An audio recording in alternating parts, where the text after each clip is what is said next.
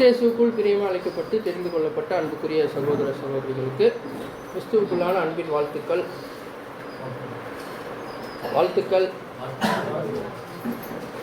சொல்லுங்க எல்லாம். Okay. So ரொம்ப நாள் கழித்து மறுபடியும் உங்கள் எல்லாரையும் பார்க்கறதுக்கு பிதாவாகிய தேவன் ஆண்டவராகிய இயேசு கிறிஸ்து மூலியமாக ஒரு கிருபை செஞ்சுருக்கிறாரு. ஸோ அதன் அடிப்படையில் நம்ம வழக்கம் போல் எல்லா பாடத்தையும் ஆரம்பிக்கிறதுக்கு முன்னாடி என்ன பண்ணுவோம் அப்படின்னா, செல்ஃபோன்ஸ் எல்லாத்தையும் என்ன பண்ணுறோம், சுவிட்ச் ஆஃப் பண்ணுறோம் அப்படின்னு சொல்லி சகோதரர் அறிவிச்ச வந்தமாக எல்லோரும் பண்ணியிருப்பீங்க.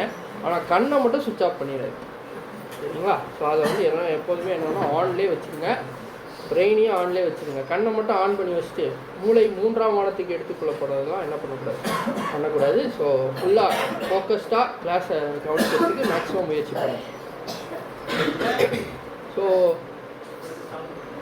சவுண்டு ஓகே கேட்குதுங்களா? ஓகே. இப்போ நான் சொன்னது கேட்டுச்சுல்ல? சரி. ஸோ இப்போ நம்ம இன்றைக்கி பார்க்க போகிற பாடத்தை எப்போதுமே நம்ம ஆரம்பிக்கிறதுக்கு முன்னாடி என்ன பண்ணுவோம் அப்படின்னா, கடந்த வாரம் என்ன பாடம் பார்த்தோம் அப்படின்றத எப்போதுமே நம்ம ஒரு ஞாபகப்படுத்திட்டு என்ன பண்ணுவோம்னா பாடத்துக்குள்ளே போவோம். கடந்த வாரம் என்ன பார்த்தோம்? யார் எடுத்தா? சொல்லு. சரி, ஓகே. கடைசியாக நம்ம பார்த்த கடைசி பாடம் எது? அதுக்கு முன்னாடி பார்த்த பாடம்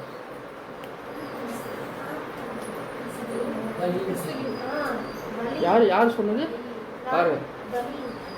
தம்பி சொல்றாரு பலியின் ஜீவியம். Very good, super. அது என்ன ஞாபகம் இருக்கா? பலியின் ஜீவியம் 4 விதமாக என்ன பண்ணோம், பலிகளை பிரித்தோம். அதில் என்னென்ன விஷயங்கள் இருக்குலாம் பார்த்தோம். ஸோ அதெல்லாம் ஞாபகத்தில் வச்சுக்கங்க, அப்பப்போ படிங்க. அப்போ தான் என்ன ஆகும்னா சப்ஜெக்ட் போக போக புரியும். அதுக்கடுத்த வாரம் பார்த்தது சோர்வு. ஸோ முற்றிலுமாக குணலட்சணத்துக்கான ஒரு பாடமாக தான் பார்த்தோம். இன்றைக்குமே தேவ சித்தத்தின்படி என்ன தான் பார்க்க போகிறோம்னு பார்த்தீங்கன்னா, ஒரு குணலட்சணம் ஓரியன்டான சப்ஜெக்ட் தான் என்ன பண்ண போகிறோன்னா பார்க்க போகிறோம். இப்போ ஆதார வசனம் வாசிச்சு இருப்பாங்க, எல்லோரும் கவனிச்சிங்களா? கவனிச்சிங்களா? இன்னைக்கு காலை தீர்மானம் வாசிச்சார், கவனிச்சிங்களா?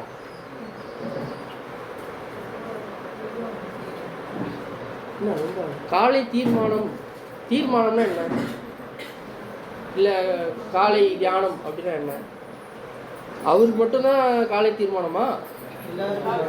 எல்லாருக்குமே காலை தீர்மானம் தானே. அது என்ன வாசிச்சார்னு யாருமே நோட்டு கவனிக்கவே இல்லையே. நீ சேர் போட்டுட்டு இருக்கீங்க. சரி, எகோவானம் தேவனா வாசிச்சாரு, கரெக்டா? சரி, அதில் என்ன சொல்லப்பட்டிருக்கு முதல்ல காலை தீர்மானத்தில்? தெரியாது. சிஸ்டர் சொல்லலாமோ நான் விட்டுருவேன், ஏன்னா அவங்க என்ன பண்ணுறாங்க, கவனிக்கிறாங்க, அவ்வளோதான். பிரதர்ஸ் எல்லாம் வாசிச்சிருக்கீங்க. எத்தனை தடவை வாசிச்சிருப்பீங்க இதை? எகோவானம் தேவனில் என்ன சொல்லப்பட்டிருக்கு? சங்கீதக்காரன், அது மனப்பாடமாக அது வந்துருது. எகோவானம் தேவன் சங்கீதக்காரன் கூறுவதாவது கர்த்தரில். அதெல்லாம் அதுதான் என்னன்னு கேட்குறேன். சொல்றீங்க, சரி, என்னது அது? ஒரு கணம் எண்ணி பாருங்கள்னு முடிச்சிங்க, எண்ணி பார்த்தீங்களான்னு கேட்குறேன். டெய்லி தான் எண்ணி பார்க்குறேன். அதில் என்ன இருக்கு? என்ன எண்ணி பார்க்க சொன்னார்?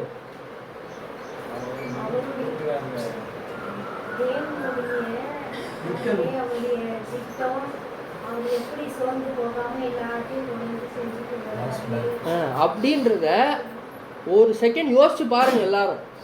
உங்களோட கவலைகள், உங்களுக்கு இருக்கிற பிரச்சனைகள்லாம் எடுத்துகிட்டு முன்னாடி வச்சுக்கிறீங்களா? ஐயோ இவ்வளோ கஷ்டம் இருக்கே, எனக்கு இவ்வளோ பாடுகள் இருக்கேன்னு. அவர் என்ன பண்ணிட்டு இருக்காருன்றத ஒரு நிமிஷம் நினச்சி பாருங்கப்பா எல்லாரும்னா சொல்லி ஆரம்பிக்கிறோம் நம்ம ஆராதனையை. ஏன் இந்த கவலைகள்லாம் தூக்கி என்ன பண்ணுங்க, ஓரமாக வச்சுட்டு பிதாவாகிய தேவனையும் அவர் அனுப்பின கிறிஸ்துவையும் தொழுது கொள்றதுக்கு வந்திருக்கோம் அப்படின்றதுனால அதை ஒரு நிமிஷம் நினச்சி பாருங்க அப்படின்றதுக்கு தான் நம்ம என்ன பண்ணுறோம். அந்த சொல்கிறேன், எகோவானம் தேவன் அதுக்காக இருக்குது. மற்றது உறுதிமொழி எடுக்கிறது அதெல்லாம் தனியாக இருக்குது, ஓகேவா? ஸோ இதில் மைண்டில் இருக்கணும். இப்போ அடுத்தது மண்ணா என்னன்னு கேட்ப எல்லாம் ரெடியாக இருக்கணும், சரியா? நேற்று என்ன பண்ணா? சரி, நான் கடைசியில் வரேன், டைம் ஆகும், சப்ஜெக்ட் டைம். ஓகே, இப்போ நம்ம பாடத்துக்குள்ளே போகலாம். இப்போ நம்ம வசனம் வாசித்த மாதிரி தான் மறுபடியும் வாசிச்சிருங்க. லூக்கா 6ஆம் அதிகாரம் 41ஆம் வசனம். லூக்கா 6:41 நீ உன் கண்ணில் இருக்கிற உத்திரத்தை உணராமல் உன் சகோதரன் கண்ணில் இருக்கிற துரும்பை பார்க்கிறது என்ன? ஸோ இந்த வசனம் வந்து ரொம்ப பரிச்சயமான ஒரு வசனம், கரெக்டுங்களா? எல்லாருக்குமே இந்த வசனத்தை கேட்காத பேர்சபை கிறிஸ்தவர்களும் என்ன இல்லை கிடையாது. கண்டிப்பாக என்ன பண்ணுவாங்க, எல்லாருமே இந்த வசனத்தை வந்து அவங்களுடைய வாழ்க்கையில் ஏதாவது ஒரு கட்டத்தில் என்ன பண்ணியிருப்பாங்கன்னா கேட்டிருப்பாங்க, கரெக்டுங்களா? சரி, இந்த வசனம் வந்து இதை நம்ம படிக்கும்போது உங்களுக்கு இந்த வசனத்தில் இதுதான் பிரதர் சொல்லப்பட்டிருக்கு அப்படின்ற விஷயம் யாராவது ஒருத்தர் எக்ஸ்பிளைன் பண்ணுங்க.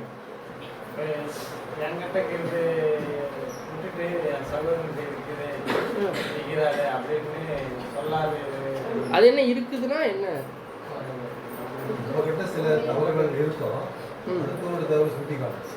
Okay, correct. வேற இது அதாவது நம்ம ஒருத்தரை பார்க்கணும்னா மற்ற சகோதரனை பார்க்கும்போது அது நமக்கு பெருசா தெரியும். ஆனா தேவன் என்ன சொல்றேன்னா உன் கண்ணுல அதை விட பெருசா இருக்கு, அதாவது நீ ஏன் மற்றவங்கள சொல்ற? Okay, correct. அதான் பிரதர் சொன்னதுக்கு நீங்க வந்து டீட்டெயிலாக சொல்றீங்க. ஓகே, வேற ஏதாவது எக்ஸாம்பிள்ஸ்? அவ்வளோதானுங்களா? கரெக்டா? கேட்குற கேள்வியை பார்த்தா மேலே இருக்குன்றது போலையும் இருக்கு, பதிலும் எங்களால் சொல்ல முடியல, சொல்கிறதையும் சொல்லிட்டாங்க அப்படின்னு நினைக்கிறீங்க, கரெக்டா? போன வாரம் சொன்ன மாதிரி தான் இருதயத்தில் என்னெல்லாம் நினைக்கிறீங்கன்றதை எடுத்தனாலே ஆன்சர் வந்துடும் எல்லாத்துக்கும். சரி, இப்போ நான் உள்ளே போயிடுவோம். இப்போ இதுதான் ரியாலிட்டி, கரெக்டுங்களா? சரி, ஓகே, அதுவும் ஓகே, ஒரு பதிவு. இப்போ நம்ம பார்க்குறபடி அந்த வசனத்தை அப்படியே லிட்ரலாக எடுத்தோன்னு வைங்க, இதுதான் நிலமை, கரெக்டா? என்னது? அவர் கண்ணில் என்ன இருக்கு? ஒரு பெரிய உத்தரம் இருக்கு, பெரிய துருப்பா, பெரிய உத்தரம் இருக்கு, கரெக்டுங்களா? பெரிய உத்தரம் அப்படின்றது ஒரு பிளாங்க்னு ஒரு இங்கிலீஷில், பிளாங்க்னா ஒரு கட்டை, மரக்கட்டை தான் பிளாங்க். அது அவர் கண்ணில் இருக்கு. இவர் கண்ணில் என்ன இருக்கு? சின்னதாக ஏதோ தூசி வந்து என்ன இருக்குன்னா விழுந்துருச்சு. இப்போ அவர் யாரை என்ன சொல்றாரு?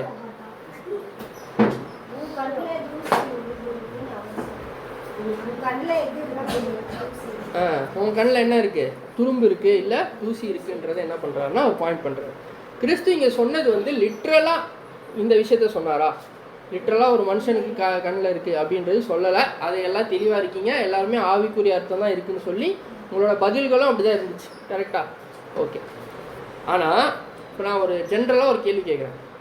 அவர் கண்ணில் இவ்வளோ பெரிய கட்டை இருக்கே, அவருக்கு கண்ணு தெரியுமா தெரியாது? தெரியுமா அவருக்கு? தெரியாதா அவருக்கு? ஒரு கண்ணு இருக்கா? இவருக்கு 2 கண்ணு இல்லை. இந்த மாதிரி ஒரு ஆங்கிளில் நான் பயங்கரமாக இருக்கு. சரி, ஓகே, அப்படியும் ஒரு ஆங்கிள் எடுத்துக்கலாம். ஆனால் லிட்ரலாக எடுத்துக்காதீங்க, அதுக்கு தான் சொன்னேன். நான் என்ன சொல்கிறேன்னா, அவர் கண்ணில் ஒரு பெரிய கட்டை இருக்குது, உங்கள் கண்ணில் ஒரு பெரிய ஒரு ஒரு உறுத்தல் இருக்குன்னு வச்சுக்கோங்க. உதாரணத்துக்கு கேட்குறேன், பக்கத்தில் ஒருத்தருக்கு காய்ச்சல், அவர் காய்ச்சலுக்கு உங்களுக்கு பயங்கரமான வயிற்று வலி, 20 டைம் போயிட்டு வந்துட்டீங்க. அவரை பார்ப்பீங்களா உங்கள் வயிற்றை பார்ப்பீங்க? உங்கள் வயிற்று தானே பார்ப்பீங்க. அவரை பார்க்க நேரம் இருக்கா, தரையில் கிடப்பீங்க, கரெக்டா? உங்களுக்கு ஒரு ஒரு அதே மாதிரி தான் இவ்வளோ பெரிய கட்டம் மண்டக்குள்ளே இருக்குன்னா அவரால் அவரை பார்க்க கூட முடியாது. ஆனால் அது அவர் இருக்கிறதே அவருக்கு என்ன ஆகலைன்னு பார்த்தீங்கன்னா தெரியலை. அப்படின்றது தான் என்ன பண்ணுறோன்னா இங்கே மெயினாக கான்செப்ட், ஓகேவா? இதுக்கு பேர் என்ன சகோதரர் சொல்கிறாரு அப்படின்னு பார்த்தீங்க அப்படின்னா, ஒரு மெடிக்கல் டேர்மில் பார்த்தோன்னா பிளைண்ட் ஸ்பாட் அப்படின்னு பார்க்குறோம். அதாவது ஒரு மறைக்கப்பட்ட ஒரு நிலைமை. இதை வந்து நம்ம சயின்ஸ் ரீதியாக போனோன்னு வச்சிங்களேன், பிளைண்ட் ஸ்பாட்டுன்றது கண், இதான் கண், ஓகேவா? கண் எப்படி கண்ணையே காணோன்னு கேட்காதீங்க. கண்ணோட உள்ளே இருக்க டயக்ராம் இதுதான் வந்து ரெட்டினா. இந்த கருவிழி இருக்குல்ல, இதுதான் இந்த ரென்ஸ்ன்னு சொல்லுவாங்க. இது வந்து ஃபுல்லாக ரெட்டினாவோட இது. அப்புறம் இங்கே ஆப்டிக் நர்வ், இங்கே என்ன மூளைக்கு எல்லாம் போகும், நர்வ்ஸ்லாம் போய் உங்களுக்கு வந்து பிக்சர் தெரியுது. இப்போ நான் கண்ணில் பார்க்குறேன் அப்படின்னா எனக்கு வந்து முதல்ல என்ன உள்ளே போகணும்னா ஒளி உள்ளே போகணும். பூமியில் இருக்கிற அந்த பொருட்கள் எல்லாம் பார்க்குறோம்ல, ஒளி உள்ளே போனால் மட்டும்தான் அது போய் இங்கே பட்டு எனக்கு ரிஃப்ளெக்ட் ஆகி எனக்கு என்ன ஆகுதுன்னா இமேஜ் தெரியும், ஓகேவா? ராத்திரி ஃபுல் டார்க்காக உங்களுக்கு கண்ணு தெரியுதா? ஏன்? ஒளி இல்லை, கரெக்டுங்களா? ஒளி இல்லாத நேரத்தில் நமக்கு என்ன தெரியுது இல்லை, கண்ணு தெரியுறது இல்லைன்னு பார்க்கணும். ஸோ அதுபோல் நம்ம கண்களுக்கு எல்லாருக்குமே ஒரு இடத்துல ஒரே ஒரு சின்ன பகுதியில் பிளைண்ட் ஸ்பாட் இருக்குது. இது சயின்டிஃபிக்காகவே இருக்குது எல்லாருக்கும். பிளைண்ட் ஸ்பாட் அப்படின்னா என்னன்னா, பிளைண்ட்னா தெரியுதுல, தமிழில் உங்களுக்கு எக்ஸ்பிளைன் பண்ணணுமா? பிளைண்டுனா தெரியும்ல, குருடு, குருட்டான ஒரு புள்ளி, ஒரு ஒரு என்ன சொல்கிறது, ஒரு ஸ்பாட் இருக்குது, கரெக்டுங்களா? அதுதான் இந்த ஆப்டிக் நர்வ் போகிற இந்த பார்ட். இந்த பார்ட் அது என்ன பண்ணுமாமா, பிரெயின் என்ன பண்ணுவாமா, இந்த இடத்துல நமக்கு தெரிகிற இமேஜ் நம்ம கண்ணுக்கு தெரியலனாலும் அங்கே ஒரு இமேஜை அதுவாக க்ரியேட் பண்ணிடுமா. இப்போ உதாரணத்துக்கு இப்படி தான் இருக்குது கண், இப்படி பார்க்குறாருன்னு வச்சுக்கோங்க. இந்த இடம் இருக்குது பார்த்தீங்களா, இதுதான் சென்டர் ஆஃப் விஷன். இங்கேருந்து உள்ளே வர ஒளி வந்து டைரெக்டாக கண்ணில் படுதா, பட்டு இது தெரியும். ஆனால் பிளைண்ட் ஸ்பாட்டில் படுற விஷயங்கள், அதாவது இப்படி நமக்கு தெரியுதா பார்வை, இதுக்கு மேலே இருக்கிற எந்த விஷயமும் எனக்கு தெரியல, என் கண்ணு பார்க்கல, ஆனால் இங்கே இருக்கிறத வந்து நான் என்ன பண்ணிக்கிறேன், இருக்குது அப்படின்னு நான் நான் இது பண்ணுறேன்ல, நம்பிடுறேன்ல, அது வந்து ஆக்சுவலாக பிரெயின் தான் க்ரியேட் பண்ணுதான். என்னோடய பார்வை இங்கே தான் இருக்குது, ஆனால் என்னோடய பிளைண்ட் ஸ்பாட்டில் பண்ணுற ஒளியை வந்து பிரெயினாக அந்த இடத்துல ஒன்று இருக்கு, ஏன்னா டக்குன்னு அந்த இடத்துல கூட கருப்பாக காட்ட முடியாது, புரியுதா? அதனால் பிரெயினாக ஒரு இமேஜ் என்ன பண்ணுதுன்னா அந்த இடத்துல க்ரியேட் பண்ணி என்ன சொல்லுதுன்னா, அங்கே இது இருக்குது, அங்கே அது இருக்குது அப்படின்னு சொல்லி என்ன பண்ணுதுன்னா காட்டுது அப்படின்னு. ஸோ இதுதான் இன்றைக்கி பாடத்தினுடைய தலைப்பு, பிளைண்ட் ஸ்பாட் இல்லைனா ஆவிக்குரிய குருட்டு நிலைமை. அப்படி இது எனக்கு தமிழில் எப்படி போடுறதுன்னே தெரில, இது கரெக்டாக இருக்கும் நம்புகிறேன், ஆவிக்குரிய குருட்டு நிலைமை. ஓகேங்களா? ஸோ இதுதான் வந்து இன்றைக்கி என்ன பண்ண போகிறோம்னா பார்க்க போகிறோம்.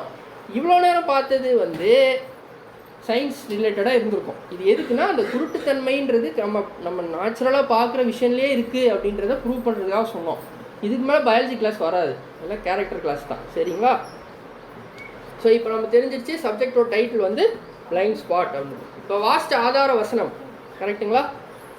என்ன வாசித்தோம்? மறுபடியும் வாசிங்க. 6ஆம் அதிகாரம் 41 நினைக்கிறேன். நீ உன் கண்ணில் இருக்கிற உத்திரத்தை உணராமல் உன் சகோதரன் கண்ணில் இருக்கிற துரும்பை பார்க்கிறது என்ன? ஸோ கண்ணில் இருக்கிற உத்தரத்தை உணராமல், அப்போ அங்கேயே கிறிஸ்து சொல்கிற, நீ என்ன பண்ணல, உன் கண்ணில் இருக்க உத்தரத்தை உணரலை, ஆனால் உன் துரும்பை மட்டும் நீ என்ன பண்ணுற, பார்க்குற அப்படின்னு சொல்கிறார். அப்போ அவருக்கு தெரியாத ஒரு விஷயத்தை தான் வந்து என்ன பண்ணுறாருன்னா இங்கே குறிப்பிடுறான்னு பார்த்தோம். ஸோ இப்போ நம்ம இந்த ஆங்கிளில் நம்ம பார்த்தோம் அப்படின்னா என்னென்ன விஷயங்கள்லாம் நமக்கு டிஃப்ரென்ஷியேட் பண்ணலாம் நம்மளோட வாழ்க்கையில் அப்படின்னு பார்த்தீங்கன்னு வச்சுங்க. இந்த மாதிரி 4 விதமான பார்வைகள் நமக்கு இருக்கும். உதாரணமாக ஃபஸ்ட்டு வாசிச்சிருங்க, அங்கே இருக்கு, கண்ணு தெரியலையா இல்லை? உங்களுக்கும் மற்றவர்களுக்கும் தெரிந்த விஷயங்கள். இது முதலாவது விஷயம், உங்களுக்கும் தெரியும் மற்றவர்களுக்கும் தெரியும், இது முதல்.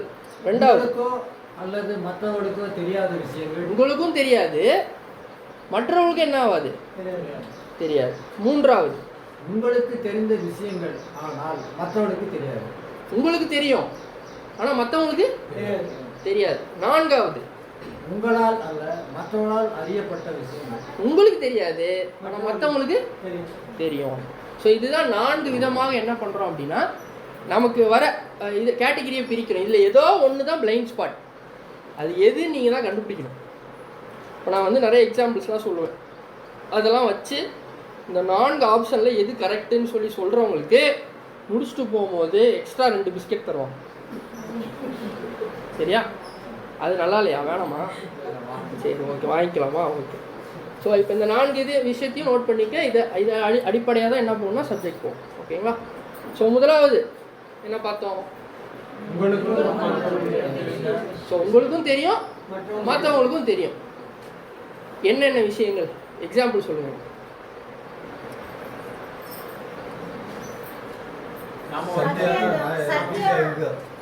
சத்தியம் ரொம்ப சிம்பிளாக வாங்கப்பா, எப்படி ஆவிக்குரியதில் அனலில் இருக்கீங்க எல்லாம். சண்டே ஆனால் எக்லிஷா நடக்கும். ஓகே, இது ஒரு எல்லாருக்கும் தெரிஞ்ச விஷயம், உங்களுக்கும் தெரியும் மற்றவங்களுக்கும் தெரியும். கரெக்டு. வேறு ரொம்ப சிம்பிளாக யோசிங்க, உங்களை பற்றி உங்களுக்கும் தெரியும் மற்றவங்களுக்கும் தெரியும். என்னது?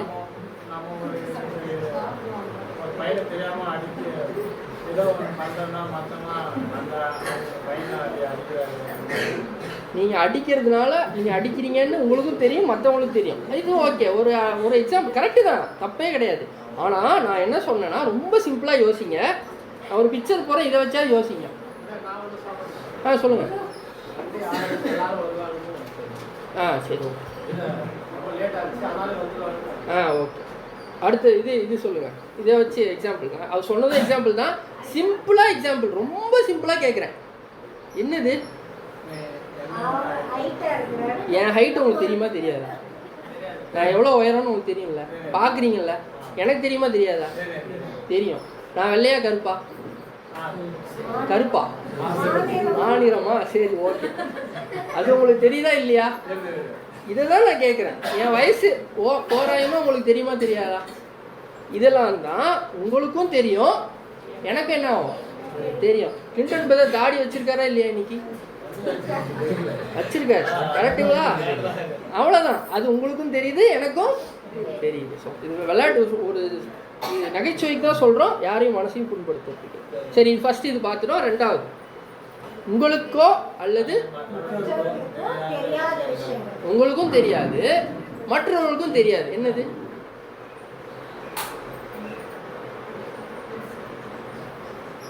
அது எப்படி பதில் எனக்கு தெரியும், எனக்கே தெரியாதுன்னு எங்க போட்டீங்களே அப்படின்றீங்களா?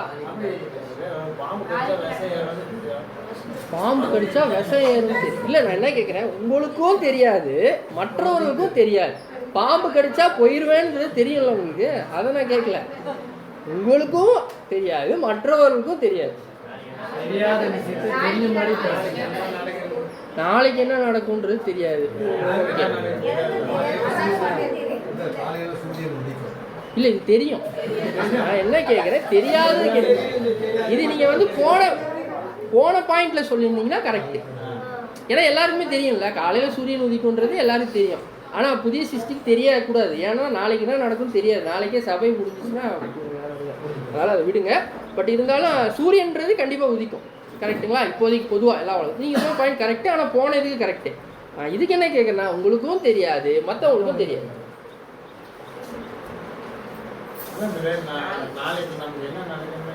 ஸோ ஓகே, மற்றவங்களுக்கும் தெரியாது, இதோட ஏற்றுக்க வேண்டிய பாயிண்ட் தான். ஓகே, வேற? சபை எப்போ கம்ப்ளீட் ஆகும்னு எங்களுக்கும் தெரியாது, மற்றவங்களுக்கு தெரியாது. சரி, ஓகே. ஆனால் ஒருத்தருக்கு தெரியும்ல, தேவனுக்கு. அதுவும் இருக்கக்கூடாது அந்த மாதிரி. அது ரொம்ப பொதுவான ஒரு விஷயத்த நான் உலகத்தில் மட்டும் வாங்க, தேவனுக்கு விட்டுருங்க. மனுஷங்களில் மட்டும் உங்களுக்கு ஏதாவது ஒரு நோய் இருக்குன்னு உங்களுக்கு தெரியுமா தெரியாது? தெரியும். சில நேரங்கள் என்ன ஆகலாம், அதை தேவன் என்ன பண்ணலாம், வெளிப்படுத்தாமையும் இருக்கலாம். ஏதாவது உடல் உபாதை வந்து உங்களுக்கு இருக்குன்னா, சில பேருக்கு மறைமுகமாகவே என்ன பண்ணிடும், ரொம்ப நாள் இருக்கும். தெரியவே இல்லை பதில், எனக்கு இருந்தது, நல்லா தான் இருந்தார் பார்க்க, அவருக்கு இருந்தது எனக்கு என்ன, எங்களுக்கு என்ன ஆகல, தெரியவே இல்லை. ஸோ இது என்ன, இதை எடுத்துக்கலாமா? என்ன, ஒரு உடல் உபாதை வந்து அவருக்கு இருக்கிறதும் அவருக்கும் தெரியாது, மற்றவங்களுக்கும் தெரியாது அப்படின்னு. அடுத்தது, உங்களுக்கு தெரிந்த விஷயங்கள் ஆனால் மற்றவர்களுக்கு தெரியாது. இது என்ன சொல்ல? யார், நீங்களா? Okay, correct, super. இது ஒரு இது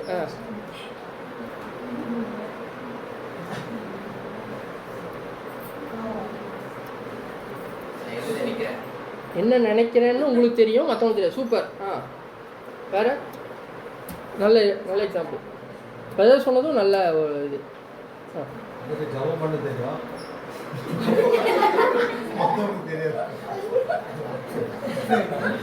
அவங்களுக்கு தெரியாதுன்னு உங்களுக்கு எப்படி தெரிஞ்சதுன்னா எனக்கு ஆச்சரியமா. சரி, ஓகே, இது வந்து எடுத்துக்க முடியாது. இருந்தாலும் நம்ம என்ன சொல்லலாம் அப்படின்னா, மறைமுகமான பாவங்கள். ஓகேங்களா? பாவங்கள் இருக்குல்ல, உங்களுக்கு மட்டும்தான் அது என்ன ஆகும்னா தெரியும். ஆனால் மற்றவங்களுக்கு என்ன ஆகாது, தெரியாது. மற்றவங்க என்ன நினைப்பாங்க, நீங்கள் எதுவும் இல்லைன்னு நினைக்கலாம். பட் நம்ம ஒவ்வொருத்தருக்கும் என்ன இருக்கும், பலவீனங்கள் இருக்கும். இப்போ எனக்கு இருக்கும், நம்ம எல்லாருக்குமே என்ன ஆகும் அப்படின்னு பார்த்தீங்கன்னா பலவீனங்கள் இருக்கும். அது வந்து மற்றவங்களுக்கு என்ன ஆகாது, தெரியாது அப்படின்னு. ஸோ கடைசியாக பார்த்தது என்ன,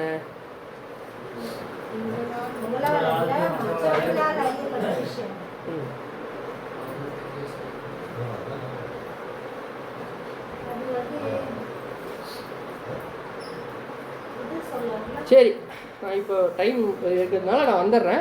ஏன்னா உள்ளே போவே இல்லை நம்ம. இப்போ இந்த 4 விஷயங்கள் இருக்கா, இதில் ஃபஸ்ட்டு என்ன பார்த்தீங்கன்னா, இதுக்கு ஃபோக்கஸ் பண்ணுங்கள். இப்போ answers jokes apart, main focus வந்து ஃபஸ்ட்டு என்ன பார்த்தோன்னா, எல்லாருக்குமே என்ன ஆகும், எல்லாருக்கும் தெரிஞ்ச விஷயம். ரெண்டாவது, உங்களுக்கும் தெரியாது, மற்றவங்களுக்கும் தெரியாது. மூன்றாவது, உங்களுக்கு தெரியும், மற்றவங்களுக்கு தெரியாது. நாலாவது என்னது, உங்களுக்கு தெரியாது ஆனால் மற்றவங்களுக்கு எல்லாருக்கும் என்ன ஆகும், தெரியும்.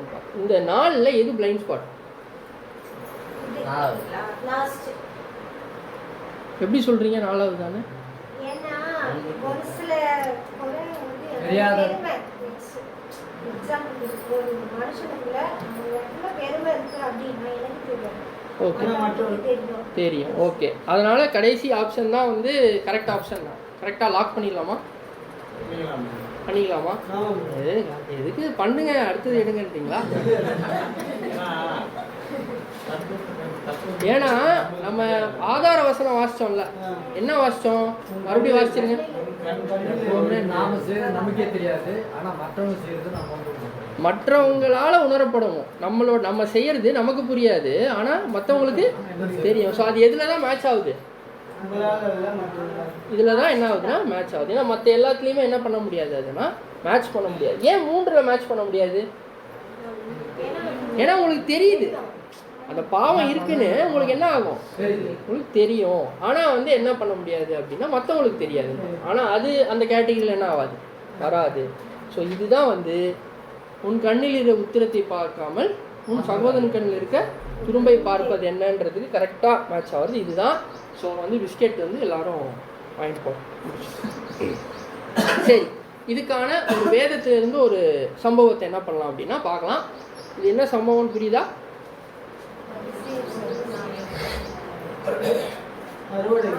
அறுவடை, ஓய்வு நாள். அப்ப சீஷர்கள் பசியா இருக்குன்னு கதிருக்கு போயிட்டு சாப்பிடுவாங்க. அது பரிசேயர் சரி செய்வது ஓய்வு நாள்ல எந்த வேலையும் செய்யக்கூடாது. சீஷர்கள்லாம் மீறிட்டாங்க ஓய்வு நாள். வாசிச்சிருங்க, கரெக்டு தான். லூக்கா 6ஆம் அதிகாரம் 1லேருந்து 4 வரை. லூக்கா 6ஆம் அதிகாரம் 1 முதல் 4 வசனங்கள். பஸ்கா பண்டிகையின் 2ஆம் நாளுக்கு பின் வந்த முதலாம் ஓய்வு நாளிலே அவர் பயிர் வழியே நடந்து போய் அவருடைய சீசர்கள் கதிர்களை கொய்து கைகளினால் நிமிட்டி தின்றார்கள். பரிசேயரில் சிலர் அவர்களை நோக்கி, ஓய்வு நாளில் செய்யத்தகாததை நீங்கள் ஏன் செய்கிறீர்கள் என்று கேட்டார்கள். இயேசு அவர்களுக்கு பிரதியுத்தரமாக, தாவீதும் அவனோடு இருந்தவர்களும் பசியாய் இருந்த போது செய்ததை நீங்கள் வாசிக்கவில்லையா? அவன் தேவனுடைய வீட்டில் பிரவேசித்து ஆசையர் மாத்திரமே தவிர வேறு ஒருவனும் புசிக்கத்தகாத தேவ சமூகத்து அப்பங்களை கேட்டு வாங்கி தான் புசித்ததும் அன்றி தன்னுடனே கூட இருந்தவர்களுக்கும் கொடுத்தானே என்று சொன்னார். ஸோ வந்து இங்கே அதுக்கப்புறம் என்ன சொல்லுவார்னா, நான் வந்து ஓய்வு நாளுக்கும் ஆண்டவர்னு சொல்லிட்டு என்ன பண்ணுவார்னா கர்த்தர்னு சொல்லி சொல்லுவார். ஸோ ஓய்வு நாள் அப்படின்னு ஒரு பேசிக் சப்ஜெக்ட் இருக்குது, கேட்டிருக்கீங்களா? கேட்டிருப்பீங்க. சரி, அதை மைண்ட் பண்ணிங்க. அது வேறு கான்செப்ட். இப்போ இங்கே என்ன பார்க்குறோம் அப்படின்னா, சீஷர்கள் என்ன பண்ணுறாங்க, ஓய்வு நாளில் ஒரு விஷயத்த பண்ணுறாங்க. என்ன பண்ணுறாங்கன்னா, ஒரு வேலையே செய்யக்கூடாது ஓய்வு நாளில். இங்கே என்ன பண்ணுறாங்க, போய் கதிர்கட்டை நிமிட்டி என்ன பண்ணுறாங்கன்னா சாப்பிட்ற. பசியாக இருக்குது, என்ன பண்ணுறாங்கன்னா எடுத்து சாப்பிட்றாங்க.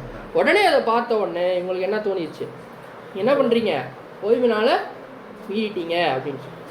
அதுக்கு கிறிஸ்து என்ன சொல்கிறாரு அப்படின்னு பார்த்தீங்கன்னா, வாசிங்க லூக்கா 20ஆம் அதிகாரம் 46 மற்றும் 47. லூக்கா 20ஆம் அதிகாரம் 46 மற்றும் 47.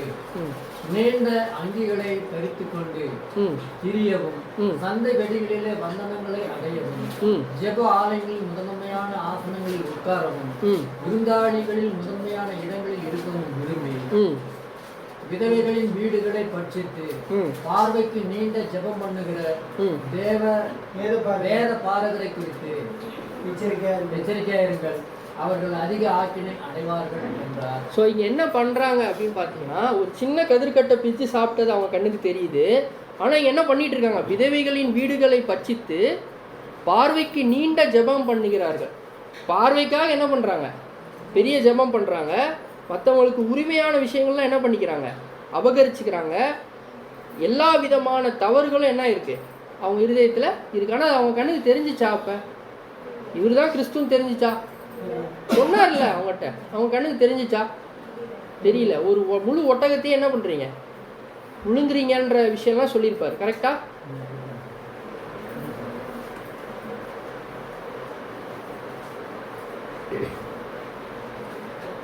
உட்காந்துருங்க, டிஸ்ட்ராக்ஷன். ஓகே. ஸோ இங்கே இப்போ இந்த பிளைண்ட் ஸ்பாட் அப்படின்றது யாருக்கு வந்துருச்சு? பரிசேயர்களுக்கு என்ன இருக்குன்னா வந்திருக்கு. அவங்களுக்கு என்ன ஆகலைன்னா அவங்க பண்ணுறது கண்ணுக்கு தெரியல, ஆனால் மற்றவங்க பண்ணுற சின்ன விஷயம் என்ன இருக்குது கண்ணுக்கு தெரிஞ்சிருக்குன்னு சொல்லி கிறிஸ்துவுமே இங்கே என்ன பண்ணுறாருன்னா சொல்கிறாரு அப்படின்னு பார்ப்போம். இவங்களுக்கு வந்து இருந்த பிளைண்ட் ஸ்பாட் வந்து ரொம்ப பெருசு. அதை என்ன பண்ண முடியல, கடைசி வரைக்கும் அவங்களால சுருக்கவே முடியல. கரெக்டுங்களா? இப்போ பிளைண்ட் ஸ்பாட் அந்த கண்ணு தெரியாத ஒரு பகுதி இருக்குல்ல, அதை என்ன பண்ண முடியும்னா முற்றிலுமா அழிக்க முடியுமானா முடியாது. அதை என்ன பண்ணலாம்னா சுருக்கலாம். இப்போ உங்களுக்கு தெரியாத ஒரு விஷயத்தை தெரிஞ்சுக்கிறதுனால என்ன ஆகுது, அந்த இடம் சின்னதாயிட்டே போகும் அப்படின்றது தான் இங்கே நம்மளுடைய மெயின் கான்செப்டாக. வாசிங்க மத்தேயு 23ஆம் அதிகாரம் 24ஆம் வசனம். கீழே 23ஆம் அதிகாரம் 24ஆம் வசனம். குருடரான வழிகாட்டிகளே,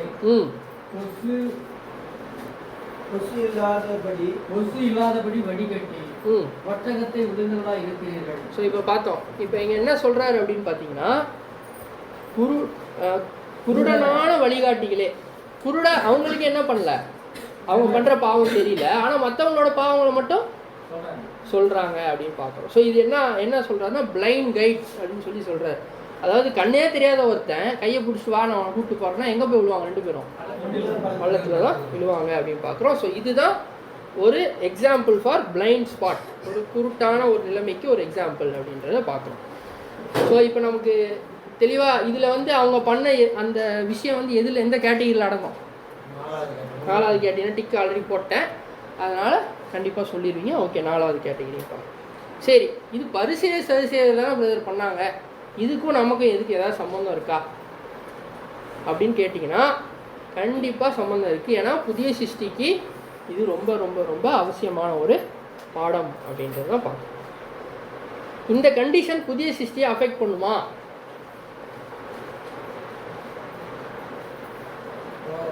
ஃபேன் தான் பதில். அஃபெக்ட் பண்ணாதா? பண்ணும். எப்படி பண்ணும்?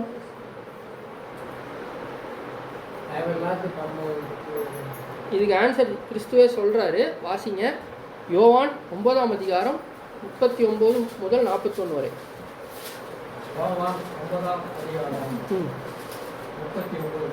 41 வரை.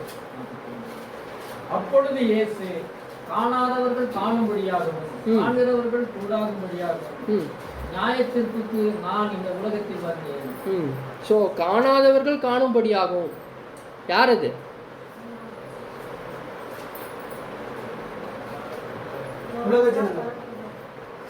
ஓகே, உலக ஜனங்கள், அது ஆயனோட அரசாட்சியில். இப்போ யாருன்னு பார்த்தோம்னா சுவிசேஷ யுகத்தில் நம்ம தான். ஏன்னா நம்ம காணாமல் தான் நம்மளும் இருந்தோம். இப்போ என்ன பண்ணுறோம், கிறிஸ்து என்ன நமக்கு வச்சிருக்க திட்டம் என்னன்றதை கண்டிப்பாக காண்றோம் அப்படின்றது பார்க்கலாம். 40 வாசிங்க அப்படியே. அவரோட கூட இருந்த பரிசேயரில் சிலர் இவைகளை கேட்ட பொழுது நாங்களும் குருடரோ என்றார். யார் கேட்குறா? பரிசேயர்கள். இயேசு அவர்களை நோக்கி, நீங்கள் குருடராய் இருந்ததால் உங்களுக்கு பாவம் இராது. நீங்கள் காண்கிறோம் என்று சொல்லுகிறபடினால் உங்கள் பாவம் நிலைநிற்கிறது. ஸோ இப்போ காண்றோன்னு யார் சொன்னது? இப்போ பரிசேயர் அங்கே சொன்னாங்க. இப்போ ஃபஸ்ட்டு இதுக்கு என்ன சொன்னீங்க ஆன்சர்? எனக்கு நமக்கு தான் இப்போ காண்றோன்னு சொன்னீங்களா? இப்போ கடைசி வருஷத்தை மறுபடியும் வாசிங்க. இயேசு அவர்களை நோக்கி, நீங்கள் குருடராய் இருந்தால் உங்களுக்கு பாவம் இராது. குருடராய் இப்போ யார் இருக்கா? அவங்க இருக்காங்க. அவங்களுக்கு பாவம் இருக்குமா? வாசிங்க, கண்டினியூ. நீங்கள் காண்கிறோம் என்று சொல்லுகிறபடினால் உங்கள் பாவம் நிலைநிற்கிறது என்றார். புரியுதா? ஸோ நம்ம என்ன சொல்கிறோம், காண்றோம் நம்ம சொல்கிறோம், ஆனால் நமக்கு உண்மையிலே நம்ம காண்றோம்னா கிடையாது, நமக்கு தெரியல நம்ம பண்ணுற விஷயங்கள். ஆனால் அந்த பாவம் என்ன ஆகுது, நிலை நிற்கிது. ஏன்னா நான் சொல்கிறேன், எனக்கு தெரியும் நான் கரெக்டாக தான் இருக்கேன், நான் ஒழுங்காக தான் இருக்கேன் அப்படின்னு நான் என்ன பண்ணுறேன், என்னை நானே. அதுதான் அந்த இமேஜ் சொன்னேன்ல, அந்த இடத்துல ஒன்றும் இல்லை, அந்த இடம் வந்து ரொம்ப குப்பையாக கிடக்கு, அசிங்கமாக இருக்குது. ஆனால் அந்த இடத்துல நல்ல விஷயங்களை வச்சு நான் என்ன பண்ணுறேன், பூசி நல்லா இருக்குது, இங்கே பாரு இந்த இடத்துல நல்லா தான் இருக்குதுன்னு சொல்லி மூளை என்ன பண்ணுது, கண்ணுக்கு சொல்லுது பார்த்தீங்களா, ஒரு பிளைண்ட் ஸ்பாட் சொல்லுதுன்னு சொன்னால். அதே மாதிரி நம்மளுடைய மனசு நம்மளே என்ன பண்ணிதுன்னா, நீ கரெக்டாக தான்ப்பா இருக்க, நீ எல்லாம் கரெக்டாக பண்ணுற, நீ எந்த தப்பும் பண்ணுறது கிடையாது, நியாயமாக இருக்க நீ அப்படின்னு சொல்லி என்ன பண்ணுது நம்ம மனசு சொல்லுது. அப்பதான் கிறிஸ்து சொல்றாரு, நீங்கள் காண்கிறோம் என்று சொல்கிறபடியால் உங்கள் பாவம் நிலைத்து நிற்கிறது என்றார். ஸோ அப்படி இருக்கிற போது தான் என்ன ஆகும்னா ஆபத்தே. ஏன்னா பாவம் அங்கேயே தான் இருக்கும், இருக்கிறதும் நமக்கு தெரியாது. கடைசியில் பிதாவாகி தேவன் பாவம் இருந்தால் உள்ள விடுவாரா? அவர் நீதியுள்ள தேவன். அவர் மார்க் போட்டார்னா 100க்கு 100 எடுக்கணும். 99 கூட என்ன பண்ண மாட்டார், ஃபெயில் தான். கரெக்டுங்களா? கிறிஸ்து கூட இப்போ நமக்காக பரிந்து பேசுறதுனால சரிப்பா தேவனை கொஞ்சம் பாஸ் பண்ணுங்க, இப்போ அடுத்து பாஸ் ஆயிடுவான், அடுத்தது பாஸ் ஆயிடுவான்னு சொல்லி பாஸ் போட்டுக்கிட்டு இருக்காரு. தேவன் பண்ண மாட்டார். 100னா 100 தான். கரெக்டுங்களா? ஸோ அந்த மைண்ட் செட்டில் நம்ம இருக்கிறோம். அடுத்த வாசிங்க யாக்கோபு 1ஆம் அதிகாரம் 22 முதல் 24 வரை. யாக்கோபு 1ஆம் அதிகாரம் 24 முதல் 22லேருந்து 24. அல்லாமலும் நீங்கள் உங்களை வஞ்சியாதபடிக்கு திருவசனத்தை கேட்கிறவர்களாய் மாத்திரமல்ல அதன்படி செய்கிறவர்களாய் விடுங்கள். எண்ணத்தினால் ஒருவன் திருவசனத்தை கேட்டும் அதன்படி செய்யாதவனானால் கண்ணாடியிலே தன் சுபாவ முகத்தை பார்க்கிற மனுஷனுக்கு ஒப்பாயிருப்பான். சுபாவ முகத்தை பார்க்கிற மனுஷனுக்கு ஒப்பாயிருப்பான். அடுத்தது வாசிங்க. அவன் தன்னைத்தான் பார்க்கிறான். எதுல? கண்ணாடியில. போன வசனம் வாசிச்சோம்ல, கண்ணாடியிலே தன் சுபாவ முகத்தை பார்க்கிற மனுஷனுக்கு ஒப்பானவன். ஸோ சுபாவ முகத்தை நான் பார்க்கிறேன். அடுத்த வசனம், அவன் இல்ல 24 ஸ்டார்டிங், தன்னைத்தானே பார்த்து தன் சாயல் என்னன்றத மறந்துடுறான். அவனுக்கு என்ன ஆவறது இல்லை, கண்ணுக்கு பார்த்தாலும் என்ன பண்ணுறது இல்லை, தெரியறது இல்லை. ஸோ இதுதான் வந்து ஒரு பெரிய டேஞ்சர் நமக்கு என்ன இருக்குது அப்படின்னா இப்போ இருக்குது. முக்கியமாக நம்ம காலகட்ட சபைக்கு இருக்குது. எப்படின்னா நம்ம யோவான் சொல்கிறாரு, ரெவலேஷன் 3ஆம் அதிகாரம், வெளிப்படுத்தல் 3ஆம் அதிகாரம் 17ஆம் வசனம். வெளிப்படுத்தல் 3ஆம் அதிகாரம் 17. நிர்வாகியம் உள்ளவனும் பரிதபிக்கப்பட்டவனும் தரிதரனும் குருடனும் நிர்வாணியுமாய் இருக்கிறதை அறியாமலும் நான் ஐஸ்வர்யவான் என்றும் திரவிய சம்மணன் என்றும் எனக்கு ஒன்றும் குறையில்லை என்றும் சொல்லுகிறபடியா. யார் சொல்றான் இத? இதுக்கு முன்னாடி வசனம் வாசிங்க, 16ஆம் வசனம். உன் கீழே அறிந்திருக்கிறேன், நீ குளிரும் அல்ல அனலும் அல்ல, நீ குளிராவது அனலாவது இருந்தால் நலமாய் இருக்கும். இப்படி நீ குளிரும் என்று அனலும் என்று வெதுவெதுப்பாய் இருக்கிறபடினால் உன்னை என் வாயை நின்று வாந்தி பண்ணி போடுவேன். யாரை பார்த்து பேசுற வசனம் இது?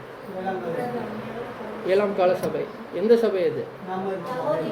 லவோதிக்கேயா, நம்ம இருக்கிற சபை. ஸோ அந்த இதுக்கு தான் இங்கே சொல்றாரு, நீ நிர்பாக்கியம் உள்ளவனும் பரிதபிக்கப்பட்டவனும், வாசிங்க அது, தரித்திரனும் குருடனும். ஓகே, ஸோ தரித்திரனும் குருடனுமா இருந்தும் உனக்கு என்ன ஆகல, அது தெரியல.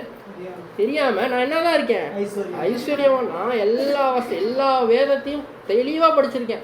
சத்தியம் இங்கே இப்போ எப்படி போயிட்டு இருக்கு, செகண்ட்ஸில் கிடைக்குது. ஒரு காலத்தில் பைபிள் வாங்கவே முடியாது, பைபிள் வாங்கினா தலையை வெட்டிடுவாங்க. சர்தை கால சபையிலலாம் பார்த்தீங்கன்னா அதுக்கு முன்னாடிலாம் வந்து பைபிளை பைபிள் வீட்டில் இருக்கனாலே போட்டு கொண்டுருவாங்க.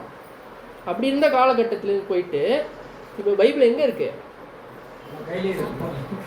இப்போ யாரும் ஃபோன் எடுத்துகிட்டு பைபிள்லாம் எடுத்துகிட்டு வரதில்லை. நானுமே தான் யூஸ் பண்ணுறோமா இல்லையா? பண்ணுறோம்ல. வேதம் அவ்வளோ என்ன ஆயிடுச்சு அப்படின்னு பார்த்தீங்கன்னா ஈஸியாக கிடைக்கிது. முதல்ல மொழிபெயர்ப்புகள், ASV, NIV, King James version, இந்த மாதிரி பைபிளில் வேர்ஷன்ஸ் இருக்குல்ல, அதெல்லாம் எல்லாத்தையுமே இருக்குமா? இருக்காது. ஒருத்தர்கிட்ட திருவிவிலியம் இருக்கும், ஒருத்தர்கிட்ட ப்ராட்டஸ்டன்ட் பைபிள் இருக்கும். இப்போ எல்லாருக்கிட்டையும் என்ன ஆயிடுச்சு, ஃபோனில் மாத்திரம் எல்லாமே வந்துடுது. கரெக்டுங்களா? என்னென்ன வேர்ஷன். அந்த அளவுக்கு சத்தியத்தை வெளிப்படுத்திட்டார். யாருக்கு? லவோதிக்கேயா சபை நமக்கு தான்.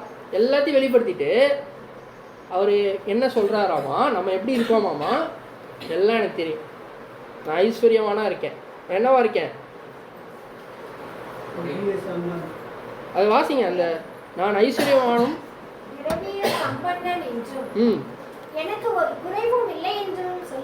ஒரு குறையும் எனக்கு என்ன இல்லை, நான் நல்லா இருக்கேன். இதுக்கு பேர் தான் பெரிய பிளைண்ட் ஸ்பாட் அப்படின்றது பார்த்தோம். ஸோ இதைத்தான் வந்து தேவன் இன்னைக்கு என்ன பண்ணுறாருன்னா நமக்கு வெளிப்படுத்துகிறார். இதன் அடிப்படையில் என்ன பண்ண போகிறோம்னா, இப்போ மெயினாக நம்ம இதை பற்றி தான் என்ன பண்ண போகிறோம், பார்க்க போகிறோம். என்னது 4வதாக பார்த்தது? உங்களால் அல்ல மற்றவர்களால் அறியப்பட்ட விஷயம். சரிங்க பிரதர், சொல்லிட்டீங்க இதுதான் பிளைண்ட் ஸ்பாட்டு, நமக்கே தெரியாதுன்னு சொல்லிட்டீங்க, மற்றவங்களுக்கு தான் தெரியும்னு சொல்லிட்டீங்க. அது யார் மற்றவங்க? மற்றவர்கள்னால் யார்? சத்தியம். மற்றவர்கள்னால் சத்தியம். ஓகே, வேற? சகோதர சூப்பர். வேற? பரலோகமா? பூலோகமா? உலக ஜனங்கள். கரெக்டு தான். அது நான் தான் சொன்னேனே, உங்கள் மனசில் இருக்கிற எல்லா ஆன்சர்ஸையும் வெளியே எடுத்தீங்கனாலே ஆன்சர் வந்துடும். ஆனால் நான் கொடுக்குற ரியாக்ஷனில் நீங்கள்லாம் பயந்துடுறீங்க. ஆனால் திரும்பி நின்றுட்டா பார்ப்போம். மற்றவர்கள் என்றால் யாரை குறிக்கும் அப்படின்னு பார்த்தோம்னா குடும்பம். யார் இது சொன்னது? Super, very good. குடும்பம் கரெக்டு. வேற? முதல்ல ஒன்று சொன்னீங்க, சத்தியம் சொன்னீங்க. சரி, குடும்பம் சொன்னீங்க. வேறு சகோதர சகோதரின்னு சொன்னீங்க. வேற? உலக ஜனங்கள். பொதுவாக சொல்லி முடிச்சிட்டிங்க, குடும்பம்ன்ற பிரிக்காமல். குடும்பத்தில் உலக ஜனங்கள் வராங்க. உலக ஜனங்களில் குடும்பம் வரும். குடும்பம் உலக ஜனங்கள் இல்லாமையும் இருக்கலாம். சத்தியத்தில் இருக்கிற சகோதர சகோதரி கேட்டகரியில் வந்துடுவாங்க. வேற? வேற உலகத்தில் வேற யாரெல்லாம் இருக்கா? சரி, உலக ஜனங்கள்னு சொல்லிட்டீங்க, வேற எடுக்க முடியாதுண்ணா. அதுவே ஆன்சர் தான். வாசிப்போம். மற்றவர்கள்னு சொல்லும் போது முதலாவது யாருக்கு தெரியுமா? யாருக்கு தெரியும்? தேவனுக்கு. யாருக்கு தெரியுதோ இல்லையோ, யாருக்கு தெரிஞ்சிடும்?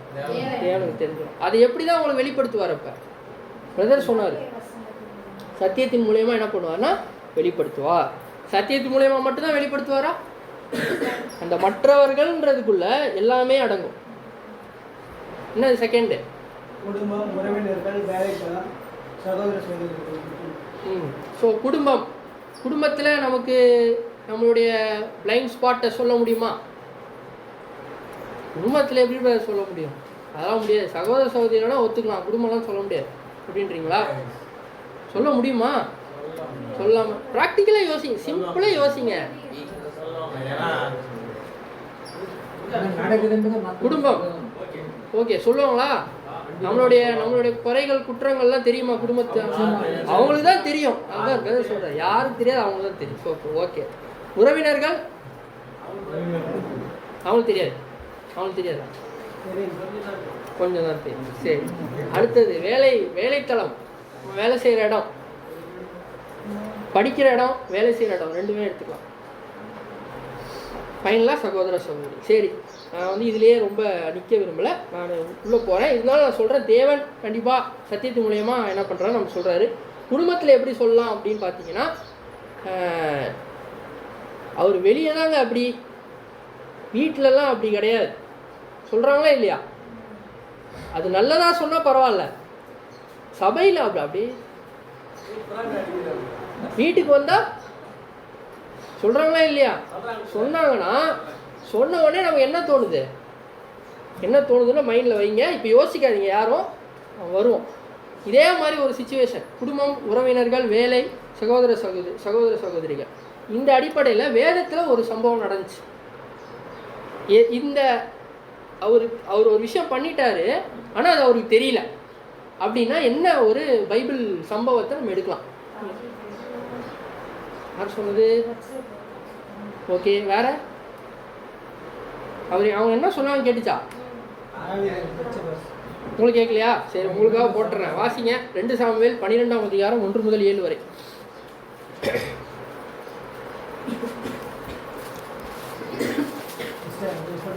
நெக்ஸ்ட் டைம் கொஞ்சம் பெருசா போட்டுறேன், சின்னதா இருக்கு எனக்கு. கர்த்தர் நாத்தானை தாவீதினிடத்தில் அனுப்பினார். இவன் அவனிடத்தில் வந்து அவனை நோக்கி, ஒரு பட்டணத்தில் 2 மனுஷர் இருந்தார்கள். ஒருவன் ஐஸ்வர்யவான், மற்றவன் தரித்திரன். ஐஸ்வர்யவானுக்கு ஆடு மாடுகள் வெகு திரளாய் இருந்தது.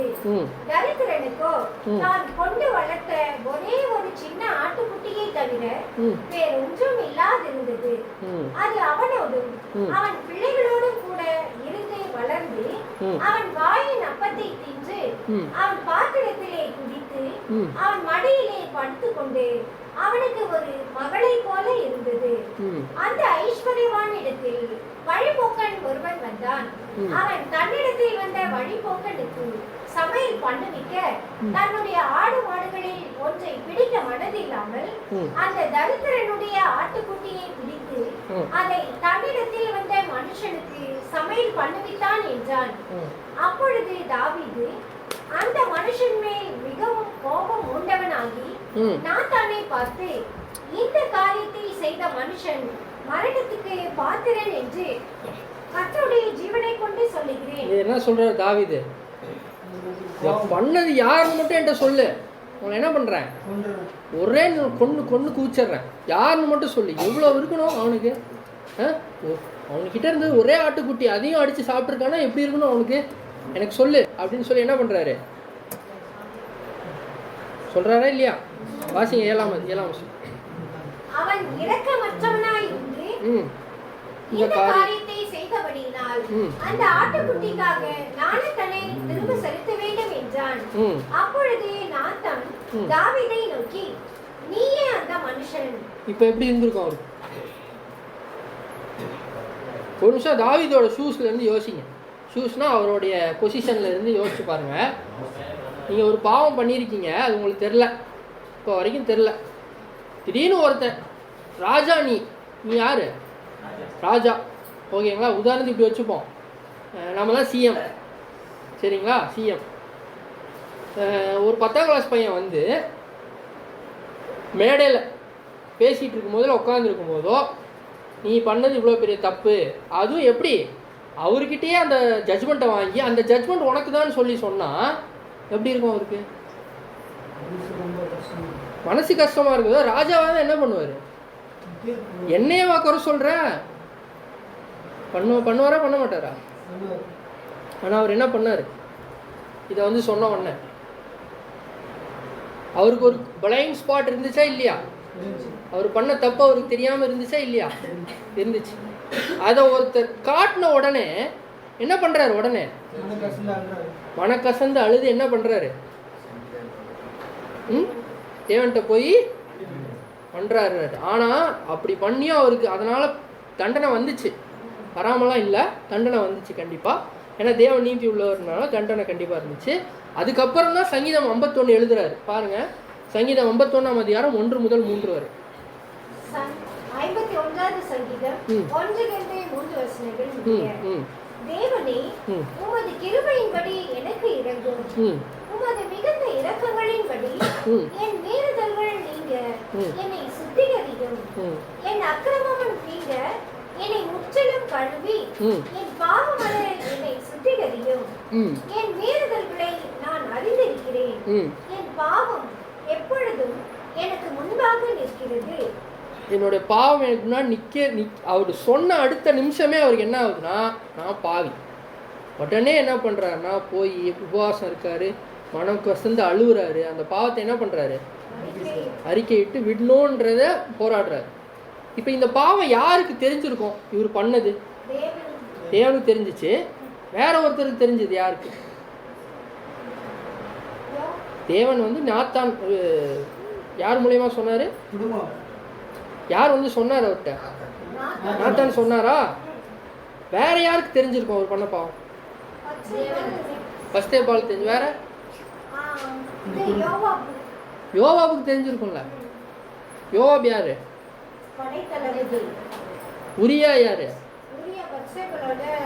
தெரியும்ல. அதெல்லாம் தெரியாது, தாவீது மட்டும் தான் தெரியும் எனக்கு அப்படின்றது தெரியும்ல. ஓகே. ஸோ உரியா வந்து யார் பார்த்தீங்கன்னா, அவர் ஒரு போர் வீரனாக இருக்கார். அவர் போர் வீரனாக இருந்து தாவீதுக்கு போர் புரிஞ்சு வீட்டுக்கு வந்து இருக்கும்போது தாவீது என்ன பண்ணுறாரு? இது ஒரு சப்ஜெக்ட், ரொம்ப பயங்கரமான சப்ஜெக்ட். அது நீங்கள் சான்ஸ் தேவன் சுத்தமாக இருந்தால் பார்க்கலாம். அதில் வந்து இவர் கையே இவரோட டெத் சென்டென்ஸ், அதாவது சாவணும்னு சொல்லி இவரை கொன்றுன்னு சொல்லி யார் கையிலேயே கொடுத்து அனுப்புறாரு? உரியா கையிலேயே கொடுத்து இவனை கொன்றுன்னு சொல்லி யார்கிட்ட போய் கொடுக்க சொல்கிறாரு? யோவாப் இவரோட படத்தளபதி. அவர்கிட்ட போய் என்ன பண்ணுறாருன்னா கொடுக்க சொல்கிறாரு. யோவாபுக்கு கண்டிப்பாக தெரியும் இவர் பண்ணுறது தப்புன்னு. ஆனால் அவரோட கொடுத்த கமாண்டை நிறைவேற்றணும்னு சொல்லி என்ன பண்ணுறாரு? அவனை கொன்றுறாரு. ஸோ இந்த விஷயத்தில் தாவீது என்ன பண்ணுறாருன்னு பார்த்தீங்கன்னா ஒரு பெரிய தவறு பண்ணுறாரு. ஆனால் இதில் ரொம்ப முக்கியமான விஷயம் என்னென்னா, அந்த தவறு அவருக்கு தெரிஞ்ச அடுத்த நிமிஷமே என்ன ஆகிறாரு? மனக்கசந்து அழுகுறாரு. ஒரு நம்ம என்ன பண்ணுவோம், ஒருத்தர் வந்து பிரதர் நீங்கள் இப்படி பேசுறது சரியில்லைன்னா என்னது சரியில்லையா? இப்போ இங்கே யார் ராஜா மாதிரி நடந்துக்கிறது? நம்ம தான். கரெக்டா இல்லையா? அவரு தாவீதுக்கு வந்து சபை வாய்ப்பு இருக்கா? அவருக்கு கிறிஸ்து இருந்தாரா?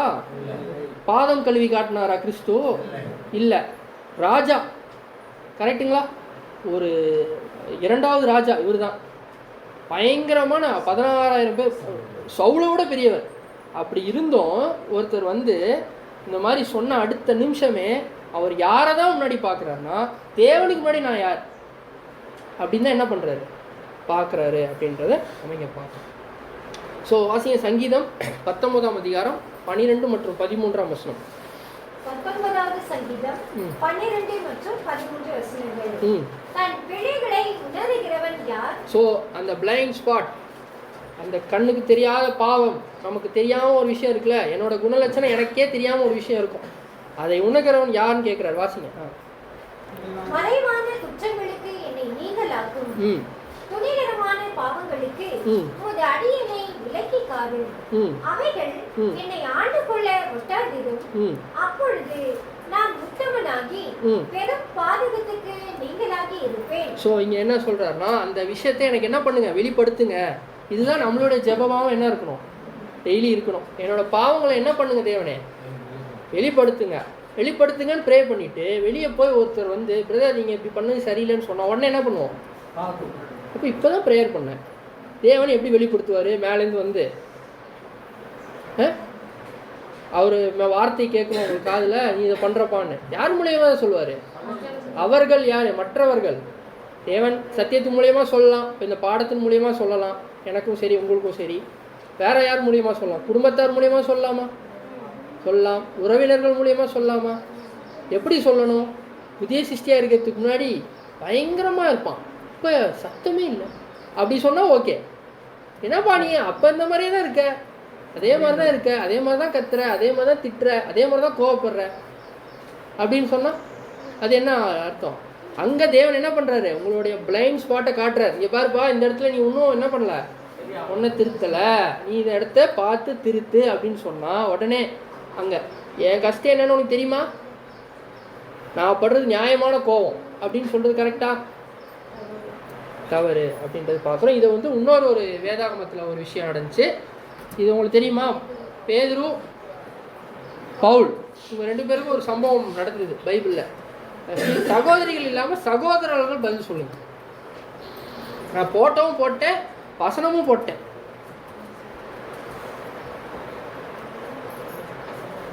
பவுல் யாருன்னு கேட்குறீங்களா?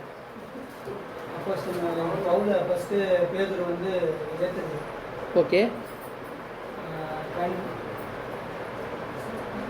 வசனம் வாசிச்சுட்டு இருக்கீங்க, சரி, ஆச்சரியம் இல்லை. நான் என்ன கேட்குறேன், பேதுரு ஒரு தவறு பண்ணார், அதை வந்து யார் வந்து சுட்டி காட்டியிருப்பான்னு பார்த்தீங்கன்னா பவுல் சுட்டி காட்டியிருப்பார். Very good. நீ செஞ்சது தவறுன்னு யார் சொல்கிறா? பவுல் சொல்கிறார். யார்கிட்ட? பேதுருக்கிட்ட. பேதுரு என்ன பண்ணார்? நான் எவ்வளோ பெரிய ஆள், அப்போஸ்தலரில் ஃபஸ்ட்டு பொசிஷனில் இருந்தவன், கிறிஸ்து வந்து என்னை மலைக்கெல்லாம் கூட்டிகிட்டு போனார், உன்னை கூப்பிட்டு போனாரா? எஸ்தமனை கூடவே போய் தூங்கிட்டு இருந்தேன், நான் தூங்கினேன் ஆனால் கூட இருந்தேன் அப்படின்னு சொன்னாரா? சொல்லலை. கரெக்டுங்களா? உடனே என்ன பண்ணுறாருன்னா, அது இன்னொரு வருஷத்தில் இருக்கும், நாங்கள் போடல, அங்கே என்ன பண்ணுவார்னு பார்த்தீங்கன்னா ஒத்துப்பார். பவுலுடைய வார்த்தைகளை கேளுங்கன்னு சொல்லி மற்றவங்களுக்கு என்ன பண்ணுவார்? என்கரேஜ் பண்ணுவார். ஸோ இந்த மைண்ட் செட்டில் தான் என்ன பண்ணணும்னா இருக்கணும். இந்த சப்ஜெக்ட் எடுக்கும் போதே எனக்கு என்ன ரொம்ப ஒரு பயமாக இருந்துச்சு அப்படின்னா, ஓகே பிரதர் சொல்லிட்டீங்கல்ல, போகிறேன் நான், பிரதர் இது சரியில்லை, அது சரியில்லை, இது தப்பு, அது தப்பு, இப்படி சொல்லலான்னு கிளம்புறேன் அப்படின்றதுக்காக என்ன பண்ணல, இங்கே பேசுறது நீங்கள் எல்லோரும் பேதுருவு போல் இருக்கணும்னு தான். கரெக்டுங்களா? கண்டிப்பாக சத்தியத்துக்கு விரோதமாக ஒரு விஷயம் ஒருத்தர் பண்ணுறாங்க அப்படின்னா அதை கண்டிப்பாக நீங்கள் போய் சொல்லலாம். கரெக்டுங்களா? சொல்லக்கூடாதுன்னு இல்லை, ஆனால் அது சொல்கிற விதம் வந்து அன்பாகவும் இரக்கத்தோடு என்ன பண்ணணும்னா அவர் சொல்லணும். கேட்குறவர் அதை கேட்டுட்டு உடனே அஃபண்ட் ஆயிடாமல், உடனே என்ன நீங்கள் சொல்கிறீங்களா அப்படின்னு ஆகாமல் அப்படியா, இதை நான் மாற்றணும். ஓ, தேவனே எனக்கு என்ன பண்ணியிருக்காரு, உங்கள் மூலியமா வெளிப்படுத்தியிருக்கா, இதை நான் மாற்றுறேன். சப்போஸ் அந்த பாவத்தை அவர் பண்ணவே இல்லை, ஒரு சகோதரர் வந்து சொல்கிறார், அப்போ என்ன பண்ணணும்? கண்டுக்க கூடாது. இப்போ நீங்கள் ஒரு விஷயத்த பண்ணவே இல்லை, ஒருத்தர் வந்து உங்கள் மேலே இதை நீங்கள் பண்ணுறீங்கன்னு சொல்கிறாங்க, நீங்கள் பண்ணவே இல்லை, அப்படியே சரி நான் மாற்றிக்க ட்ரை பண்ணுறேன்னு சொல்லி என்ன பண்ணிடணும், விட்டுருணும். அங்கே போயிட்டு நீ பார்த்தியா நான் பண்ணதை நான் பார்க்கவே இல்லை அப்படின்னா இன்னொரு பாவம் உருவாயிட்டு இருக்கு.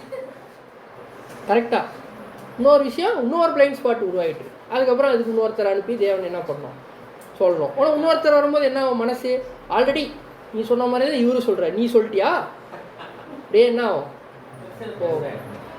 அதுக்காக நம்ம என்ன பண்ணல, வரல.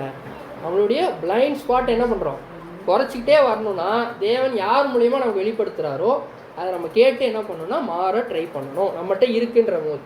இப்போ இந்த ரெண்டு விஷயத்துலையும் சரி, நாத்தான் வந்து சொல்லும் போதும் சரி, பவுல் பேதுருட்ட பார்த்து சொல்லும் போதும் சரி, ரெண்டு பேருமே என்ன பண்ணுறாங்க, அதாவது நமக்கு ரொம்ப ரொம்ப ரொம்ப உலகத்திலே பிடிக்காத ஒரு விஷயம் என்னன்னா இதுதான். யார் கரெக்டாக சொன்னது, நீங்கள் தானா? சரி, உலகத்திலே பிடிக்காத ஒரு விஷயம் ஒரு மனுஷனுக்குன்னா என்னன்னா இதுதான். என்ன சொல்லுங்க, என்னது அட்வைஸ். ரொம்ப ஃப்ரீயாக கிடைக்கும், ஆனால் யாருக்கு என்ன ஆகாது, பிடிக்கவே பிடிக்காது. என்னது அட்வைஸ். குழந்தைங்களுக்கு பிடிக்குதா இந்த காலத்தில், உடனே ஃபாஸ்ட்டாக வருது பதில், பிடிக்கிறது இல்லை. வாலிப சகோதரர்களுக்கு அட்வைஸ் பிடிக்குதா, பிடிக்காது. கரெக்டாக நான் சின்ன பசங்களுக்கே இப்போல்லாம் வந்துருச்சு. ஒரு காலத்துலலாம் தோளுக்கு மேலே வளர்ந்தான் தான் வந்து தோழன், இப்போல்லாம் இங்கே இப்போ இருக்கிறதே என்ன பண்ணுதுன்னா அட்வைஸ் பண்ண பிடிக்க மாட்டேங்குது. ஸோ அந்த மாதிரி ஒரு விஷயத்தை தான் இங்கே என்ன பண்ணுறோம் அப்படின்னா பார்க்குறோம். நமக்கு இனிமேல் புதிய சிஸ்டின் வளர்ச்சிக்கு கண்டிப்பாக என்ன தேவைன்னா அட்வைஸ் தேவை. புரியுதுங்களா? ஓகே. ஸோ ஆனால் அதுக்குன்னு நான் இப்போ சொன்ன மாதிரி போய் அட்வைஸ் கொடுக்கறதுக்கு என்ன சொல்ல, நான் வந்து சப்ஜெக்ட் நம்ம பார்க்கல, நம்ம எதுக்கு தான் பார்க்குறோன்னா அட்வைஸ் கேட்கணும். முதலாவது பெஸ்ட்டு, உங்களுக்கு பெஸ்ட்டு அட்வைஸ் ஒருத்தர் கொடுக்க முடியும்னா அது யாருன்னா நீங்கள் தான். கரெக்டாக உங்களுக்கே நீங்கள் பெஸ்ட்டு அட்வைஸ் ஒருத்தருக்கு எப்படி இருக்கேன் அப்படின்றது உணர்ந்துச்சுனாலே, இது நான் இப்படி இருக்கேன்றதை அண்டர்ஸ்டாண்ட் பண்ணதுக்கப்புறம் இதை நீ இங்கே மாற்றணும், இதை நீ அங்கே மாற்றணும்னு யோசிக்கிறதே பெஸ்ட் அட்வைஸ் யாருன்னா நம்ம தான். நம்ம தான் என்ன பண்ண முடியும்னா அட்வைஸ் கொடுக்க முடியும் அப்படின்ற பார்த்தோம். ஸோ முதலாவது நம்ம என்ன பண்ணணும்னா நமக்கு நாம என்ன பண்ணிக்கணும், நீ ஒழுங்காக இரு. கரெக்டாக இப்படி போய் மற்றவங்கள காட்டாமல் இந்த மாதிரி தலையை பிச்சிடாதீங்க. சொல்கிறேன் வந்து ஒரு எக்ஸாம்பிளுக்கு தான் போட்டிருக்கோம். நீ என்ன பண்ணணும், நீ ஒழுங்காரு, நீ கரெக்டாக இருக்கியா அப்படின்னு என்ன பண்ணணும்னா பார்க்கணும். பிரதர் சொன்ன மாதிரி அது கூட ஒரு எக்ஸசைஸ். அது அடுத்த பிக்சர் அதுதான். அது சொல்லிட்டாரு. முக்கால்வாசி நேரத்தில் இப்படி தான் நம்ம பார்ப்போம். பார்க்கறதுக்கு கிளம்ப மாதிரி இருப்போம்,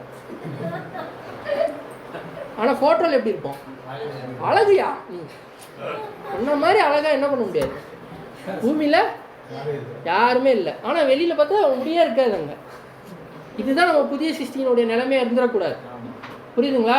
நான் வளர்ந்தவன், நான் உத்தமன், நான் நேர்மையாக இருக்கேன், தேவனுக்காக ஊழியம் செய்கிறேன், மற்றவங்க யார் மாதிரியும் நான் கிடையாது, நான் தான் பரிசுத்தவான், நான் படுற கோபம் நியாயமான கோபம். அந்த கோபத்தை எப்போ வேணாலும் சாத்தான் பயன்படுத்தும். கரெக்டுங்களா? ஸோ இது எனக்கும் தான் பொருந்தும். ஸோ இப்போ நம்ம புரியுதா இந்த உத்திரம் அப்படின்றது என்ன அப்படின்றது, இந்த விஷயங்கள் தான் அப்படின்றது பார்க்கணும். ஸோ இந்த மாதிரி நம்ம என்ன இருக்கக்கூடாதுன்னா இருக்கவே கூடாது. கரெக்டுங்களா? ஸோ அதை பார்ப்போம். இப்போ இன்னொரு எக்ஸாம்பிள் ஒரு புரிஞ்சு கொள்ள வண்ணமாக சொல்கிறேன். என்னென்னா, இப்போ ஒரு ஸ்கூலில் வந்து குழந்தைங்க இருக்காங்கன்னு வச்சுக்கோங்க. குழந்தைங்க இருப்பாங்களா இல்லையா? குழந்தைங்க இருக்காங்க இங்கே, மற்றவங்களாம் பெரியவங்க தானே இருக்கீங்க. கவனிக்கலாமா? செல்ஃபோன் தானே சுவிட்ச் ஆஃப் ஆச்சு, வேறு எதுவும் சுவிட்ச் ஆஃப் ஆகல, எல்லாம் தெளிவாக இருக்கீங்களா? ஓகே. ஸோ இப்போ இங்கே என்னவாமா ஒரு சில குழந்தைங்கக்கிட்ட ஒரு டெஸ்ட் கொடுக்குறாங்க. என்னென்னா எல்லா குழந்தைங்களும் அவங்கள இன்னொரு குழந்தையோட முதுகில் போய் என்ன பண்ணுங்க, நல்ல விஷயங்கள்லாம் எழுதுங்க. யாரை பற்றி? இந்த பையனை பற்றி. இந்த இதை மறந்துடுங்க, எனக்கு வேறு ஃபோட்டோ கிடைக்கல. இதை போய் எழுத சொல்கிறாங்க. என்னென்னா இந்த பையனை பற்றி நல்ல விஷயத்தெல்லாம் அந்த பொண்ணை எழுத சொல்கிறான். அப்போ அந்த பொண்ணு எழுதுது, நீ ரொம்ப நல்லா படிக்கிற, ரொம்ப ஹெல்ப்ஃபுல்லாக இருக்க, அந்த மாதிரிலாம் எழுதுது. அப்போ அந்த பையனுக்கு அதை பார்த்தா எப்படி இருக்கும்? ரொம்ப சந்தோஷமா. கரெக்டுங்களா? இப்போ அடுத்தது சொல்கிறாங்க, நீ போய் அவனோட தப்பெல்லாம் எழுதுன்னு சொல்கிறாங்க. அவன் பண்ணுற காரியங்கள்லாம் எப்போ எழுது. அந்த பண்ணுற விஷயம் அவனுக்கே என்னமா இருக்காது, தெரிஞ்சுக்க. அப்போ எழுதுறாங்க, என்ன எழுதுறாங்களாமா, என்ன பண்ணுறேன், நீ எப்போதுமே வந்து நான் பேசி முடிக்கிறதுக்குள்ளேயே என்னை இன்டரப்ட் பண்ணிடுற. நான் ஒரு விஷயம் சொல்கிறேன், அதை ஃபுல்லாக சொல்கிறதுக்குள்ளே நீ என்ன பண்ணிடுற, நடுவில் பேசிடுற. பென்சில் வாங்கினா கொடுக்க மாட்டேங்கிற, எடுத்துகிட்டு போயிடுற. என்ன லைனாக நில்லு, அதில் வந்த விஷயம் லைனாக நிற்கும் போது வந்து ஹைட் ஆர்டரில் நீ நிற்க மாட்டேங்கிற. இந்த மாதிரி என்ன பண்ணுறாங்கன்னா எழுதுறாங்க. இது அந்த பையன் பார்த்தோன்னே அந்த பையன் ரியாக்ஷன் எப்படி இருந்துச்சாமா, கோவம் வந்துடுச்சு. இரு நான் எழுதுறேன், உடனே என்ன பண்ணுறாரு, இதை தான் நம்ம பண்ணுறோம். கரெக்டா? நீ சொல்றியா, நான் என்ன பண்ணுறேன், நீ மட்டும் ஒழுங்கா. உடனே நான் என்ன பண்ணுறேன், காட்டு உன் பேப்பரை காட்டு, நான் எழுதுறேன், அடிஷ்னல் ஷீட் வாங்கி எழுதுறேன். இது என்ன பண்ணுறோன்னா எழுதுகிறோம் அப்படிப்பா. ஸோ இதுதான் வந்து இன்னைக்கு நமக்கு ரொம்ப முக்கியமாக நோட் பண்ண விஷயம். இப்படி தான் சகோதரர் மூலியமாக நமக்கு தெரியாத விஷயங்களை தேவன் வெளிப்படுத்துவார். அது உண்மையாக இருக்கலாம், சில நேரங்களில் இல்லாமல் கூட போகலாம். ஆனால் உண்மையாக இல்லாமல் இருந்துச்சா சந்தோஷம், இருந்துட்டு அதை நீ கண்டுக்காம விட்டீங்கன்னா சபை வாய்ப்பு போயிடும்ல. அதை விட ஒரு பெரிய ஒரு இழப்பு என்னவா நமக்கு இருக்காதுன்னு பார்க்குறோம். ஸோ அதுதான் இப்போ இதே நம்ம சர்ச் விஷயங்களில் எடுத்துக்கிட்டோம் அப்படின்னா யாரையும் புண்படுத்துறதுக்கு இல்லை, இருந்தாலும் இது ரொம்ப சென்சிட்டிவான விஷயங்கள்ன்றதுனால நம்ம பொதுவாக நம்ம சபைகள்லையும் சரி நம்ம வீட்லேயும் சரி நமக்கு சொல்கிற விஷயம். இப்போ எல்லார் முதுகிலையும் ஒரு பேப்பர் இருக்குது, சரிங்களா? இந்த பேப்பரில் இந்த விஷயங்கள்லாம் இருக்குன்னா இது என்கிட்ட இருக்கான்றது என்ன பண்ணிக்கோங்க, யோசிச்சுக்கோங்க, செக் பண்ணிக்கோங்க அப்படின்னு பார்க்க. நீ ரொம்ப கூட பேசுற, நீ என்னை பேசவே விட மாட்டேங்கிற, நீயே பேசி எல்லாத்தையும் என்ன பண்ணிடுற, முடிவு பண்ணிடுற. குடும்பத்தில் சொல்கிறாங்கன்னு வச்சுக்கோங்க, என்கிட்ட கலந்து ஆலோசனை பண்ணுறதே கிடையாது. இதை வந்து கணவனுக்கு மனைவி எழுதுறாங்கன்னா கணவனுக்கு என்னன்னா, அப்போ நான் அதை பண்ணாமல் இருக்கேனா அப்படின்னு தோணணும். உடனே இவர் என்ன பண்ணக்கூடாதுன்னா, நீ மட்டும் ஒழுங்கா, நீ அன்றைக்கி என்கிட்ட அங்கே போகிறது சொல்லிட்டு போனியா, சொல்லாமல் தானே போனேன், அப்போ நானும் சொல்லாமல் தான் இருப்பேன். இப்படி பண்ணால் இங்கே ஏதாவது ஒரு நன்மை நடக்குதா? இங்கே என்ன நடக்குது, பிரிவு தான் நடக்குது. இன்னும் மோசமாக என்ன ஆகும்னா, சரி இது எப்படி இப்போ சபை வாய்ப்புக்கு இது பண்ணோம் சொல்கிறேன். இப்போ மனைவி வந்து சத்தியத்தில் இருக்காங்க, நீங்களும் சத்தியத்தில் சகோதரரும் சத்தியத்தில் இருக்கார். மனைவிக்கும் சகோதரருக்கும் பிரச்சனை ஆகுதுன்னா அதனால் சபைக்கு வர்றது என்ன ஆகும், பாதிக்கப்படும் அப்படின்னு பார்க்குறோம். ஸோ இதெல்லாம் வந்து அப்படியே ஒரு வழியாக நமக்கு வர விஷயம். அடுத்தது இன்னொரு பாயிண்ட் என்னென்னா, நீங்கள் விமனை பற்றி எப்போதுமே இழிவாக பேசுகிறீங்க அப்படின்னு என்ன பண்ணலாம், எழுதலாம். அதாவது எப்போதுமே சகோதரர்களுக்கு சில நேரங்களில் சிஸ்டர்ஸை வந்து கீழேயே பேசுவாங்க, கரெக்டாக? இழிவாக பேசுறது, ரொம்ப இழிவாகவே என்ன பண்ணுற நீ அப்படின்னு பேசுகிறத சகோதரர்களுக்கு வெளிப்படுச்சுன்னா நம்ம என்ன பண்ணோம், உடனே அதை மாற்றிக்கிறவங்களா இருக்கணும். உதாரணத்துக்கு சபைக்கு ஒருத்தர் லேட்டாக வர்றாரு, அதை பார்க்குற இன்னொரு சகோதரர் இவர் லேட்டாக வர்றதுன்றதை சுட்டி காட்டிட்டு கிளாஸ் சப்ஜெக்ட் எடுத்துகிட்டு இருக்கும்போது அவர் தூங்கிட்டாருன்னா என்ன இது இல்லை, யூஸே இல்லை. இதுதான் வந்து என்ன பண்ணுறோன்னா ஒரு எக்ஸாம்பிளுக்கு சொல்கிறோம், கரெக்டுங்களா? ஸோ இப்போ சபைக்கு ஒருத்தர் லேட்டாக வர்றாரு அப்படின்னா அவர் அடுத்த டைம் என்ன பண்ணோம், நீங்கள் பெட்டராக ஒரு டைம் சீக்கிரம் வந்துட்டார். இப்போ ஒரு சகோதரன் வச்சுங்க, சூப்பர், இதே மாதிரி நீங்கள் வருவீங்கன்னு எனக்கு என்ன பண்ணேன் நினச்சேன், நீங்கள் சீக்கிரமாக வருவீங்க நான் என்ன பண்ணேன் நினச்சேன், அடுத்த டைம் இதே மாதிரி என்ன பண்ணுங்கள் வாங்க அப்படின்ற ஒரு மைண்ட் செட்டில் என்ன பண்ணணும்னா நம்ம பார்க்கணும். இதுவே அந்த சகோதரர் பிரதர் நீங்கள் லேட்டாகவே வந்துட்டுருக்கீங்க பிரதர் அப்படின்னு சொன்னால் லேட்டாக வர சகோதரர் அதை எப்படி எடுத்துக்கணும், தவறு.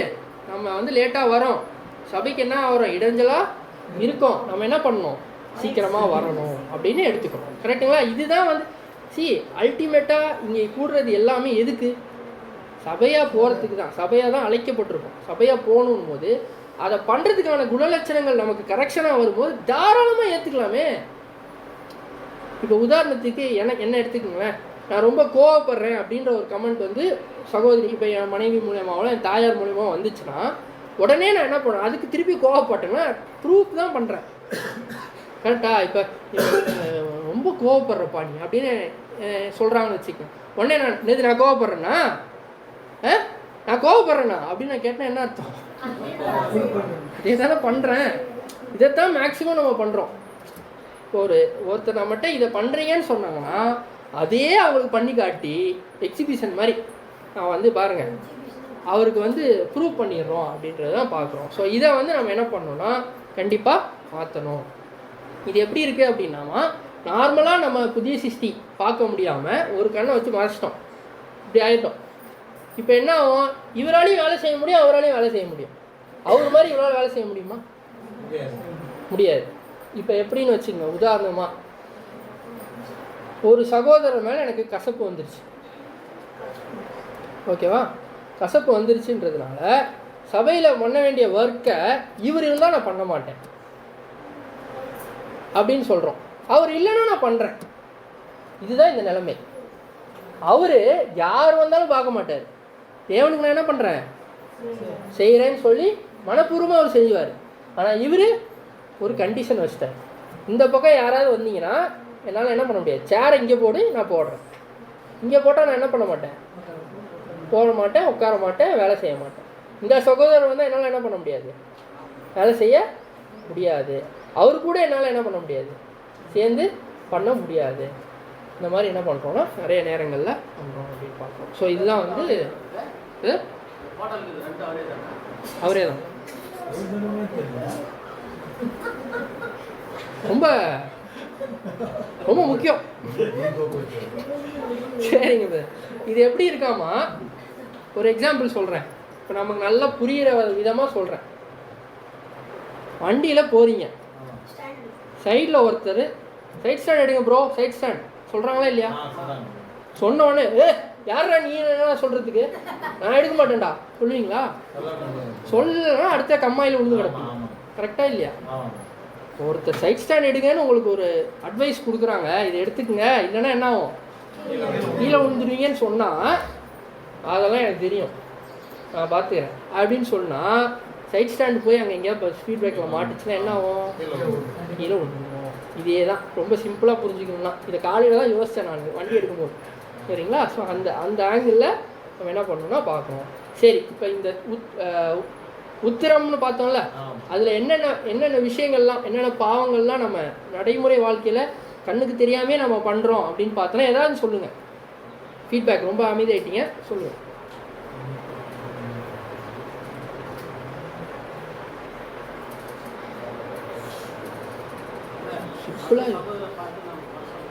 குறை சொல்கிறது, ஓகே. குற்றம் சாட்டுறது ஒன்று, ஓகே. வேறு எடுத்துக்கலாம், சூப்பர். சொல்லு, பரவாயில்ல சொல்லு. சரி சொல்லுங்க.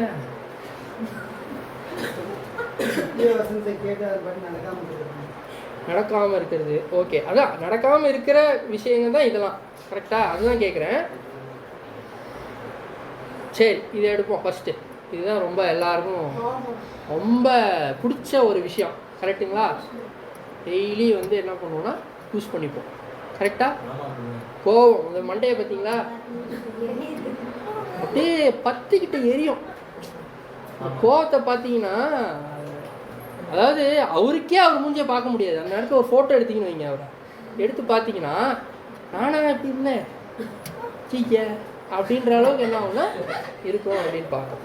ஸோ இந்த கோபத்தினால எவ்வளோ பெரிய விளைவுகள்லாம் வருதுன்னு சொல்லி நம்ம வசனத்தில் வாசிப்போம். ப்ராவர்ப்ஸ், நீதிமொழிகள் 27ஆம் அதிகாரம் 4ஆம் வசனம். நீதிமொழிகள் 27ஆம் அதிகாரம் 4வது வசனம். உக்கிரம் கொடுமை உள்ளது, கோபம் நிஷ்டூரம் உள்ளது, பொறாமையோ வென்றால் அதற்கு முன்னிற்கத்தக்கவன் யார்? ஸோ இந்த மாதிரி விஷயங்கள்லாம் நம்ம வெளிக்காட்டும் போது அதுக்கு முன்னாடி யாருமே நிற்க முடியாத அளவுக்கு என்ன பண்ணுறோம், நம்ம காட்டுறோம். கோபத்தையும் எதெல்லாம் லிங்க் பண்ணுறாரு பார்த்தீங்கன்னா, பொறாமையை கூட லிங்க் பண்ணுறாரு. இப்போ கோபமே வந்து என்ன பண்ணுதுன்னா சில நேரங்களில் பொறாமை வந்து கோபமாக மாறும். இப்போ குடும்பத்தில் 2 சகோதரிகள் இருக்காங்க, சிப்ளிங் சொல்கிறேன், அண்ணன் தம்பி, அக்கா தங்கச்சி, தங்கச்சி அக்கா தம்பி, அந்த மாதிரி இருக்காங்கன்னா, அப்படி இருக்கும்போது அண்ணனுக்கே ஒரு பார்ஷியாலிட்டி நடக்குது வீட்டில், உடனே தம்பிக்கு என்ன ஆகுது, அவன் மேலே பொறாமை வருது. இதுதான் ஃப்யூச்சரில் என்ன ஆகுதாமா, அண்ணன் தம்பி சண்டை. பங்காளி சண்டை. ஆமாம், ஒத்தே போக மாட்டாங்க. அந்த அளவுக்குலாம் போதும். இது உலகத்தான் இருக்குது. இப்போ நீங்கள் யார், நான் யார் தம்பி, நீங்களாம் அக்கா அண்ணன். கரெக்டுங்களா? அதே தானே இங்கேயும். ஒரு சின்ன மனஸ்தாபம் எனக்கும் உனக்கும் ஆயிட்டா அதை அவர் வந்து நம்மளை பாயிண்ட் பண்ணுறாரா, நம்ம அதை கேட்காம விட்டுட்டோம்னா ஃப்யூச்சரில் என்ன ஆகுது, பெரிய பிரச்சனையாகி அது 2 பேருக்குமே வந்து அது என்ன ஆயிடுதுன்னா கஷ்டமாகிடுது அப்படின்றது தான் இங்கே பார்க்கணும். நெக்ஸ்ட் வாசிங்க. அதே 14ஆம் அதிகாரம் 29ஆம் வசனம், நீதிபதி 14வது அதிகாரம் 29வது வசனம். நீடிய சாந்தம் உள்ளவன் மகா புத்திமான், முற்கோபியோ புத்தியினத்தை விளங்க பண்ணுகிறான். ஓகே. ஜேம்ஸ் யாக்கோபு 1ஆம் அதிகாரம் 19-20 வசனம். யாக்கோபு 1வது அதிகாரம் 19 மற்றும் 20 வசனம். முன்னாடி பார்த்துருவோம். நீதிய சாந்தம் உள்ளவன் என்னது, மகா புத்திமானாம். ஸோ அறிவு இருக்கிறவன் என்ன பண்ண மாட்டான், கோபப்படவே மாட்டான். கோபப்பட்டாலே நமக்கு என்ன இல்லைன்னா அறிவுன்றது சத்தியம். இப்போ ஒரு விஷயம் நம்ம வாழ்க்கையில் நடந்துச்சுன்னா தேவன் அலோவ் பண்ண தான் நடந்துச்சு. அது நமக்கு ஆல்ரெடி தெரியும்ல, தெரிஞ்சிருச்சு. போன இதிலே பார்த்தோம், எல்லாம் நமக்கு தெரியும். என்னை வெள்ளப்படுத்துகிற கிறிஸ்துவனாலேன்னா டக்குன்னு வசனம் சொல்கிறீங்க, எல்லாமே தெரியும், நமக்கு தெரியும். ஆனால் அந்த சுச்சுவேஷன் வரும்போது தேவன் தான் இதை அலோவ் பண்ணுறாரு. இந்த நேரத்தில் நான் என்ன பண்ணணும், அடுத்தது என்ன, இது எப்படி ஹேண்டில் பண்ணலாம் அப்படின்னு நம்ம என்ன பண்ணணும் பார்க்கணும். இது ஒன்றால் தான் ஆச்சு, இவங்களால தான் ஆச்சு, இது இப்படி பண்ணியிருக்கவே கூடாது, அப்படி பண்ணியிருக்கக்கூடாது.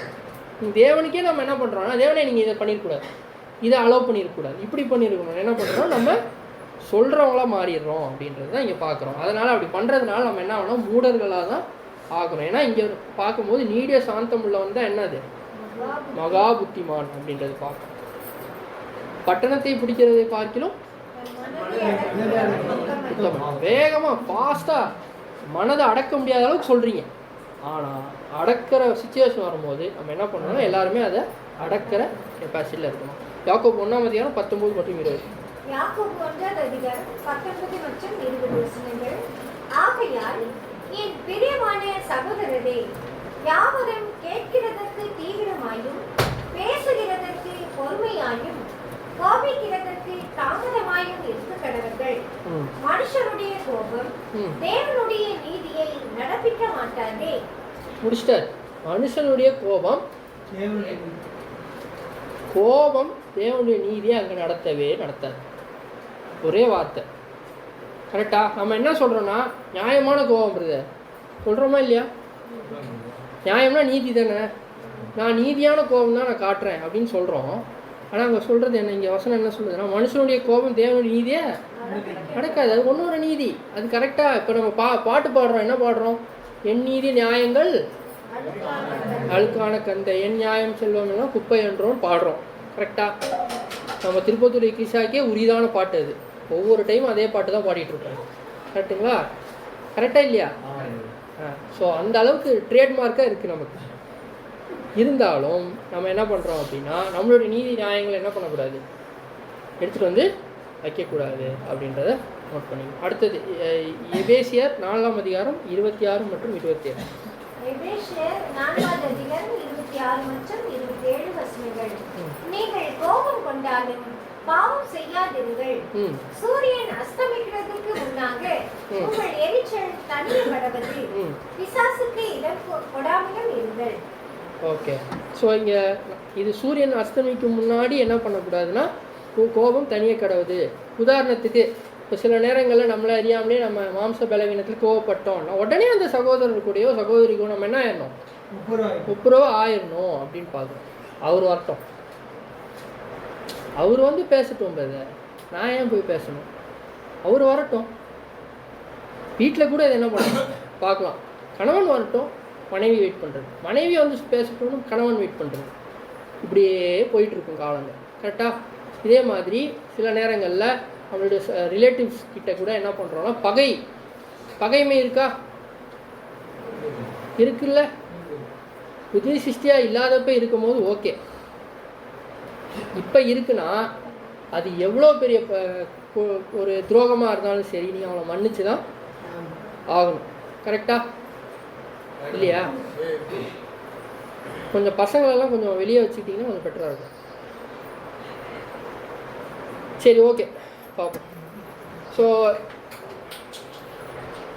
கோபம் அப்படின்னு பார்த்துட்டோம், கோபத்துக்கு வர விளைவுகள் எல்லாம் பார்த்துட்டோம். அடுத்தது நம்ம பார்க்கலாம் நியாயம் தீர்ப்பது, பாசிங் ஜட்ஜ்மெண்ட் அப்படின்னு பார்க்குறோம். ரோமர் 2ஆம் அதிகாரம் 1ஆம் வசனம்.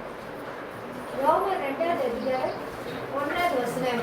இப்படி இருக்க மற்றவனுக்கு போதிக்கிற நீ உனக்கு தானே போதியாமல் இருக்கலாமா? களவு செய்யக்கூடாது என்று பிரசங்கிக்கிற நீ களவு செய்யலாமா? கரெக்ட். ஸோ இங்கே என்ன பார்க்குறோம் அப்படின்னா, மற்றவர்களுக்கு போதிக்கிற நீ உனக்குத்தானே போதிக்காமல் இருக்கலாமா அப்படின்னு பார்க்குறோம். கரெக்டுங்களா?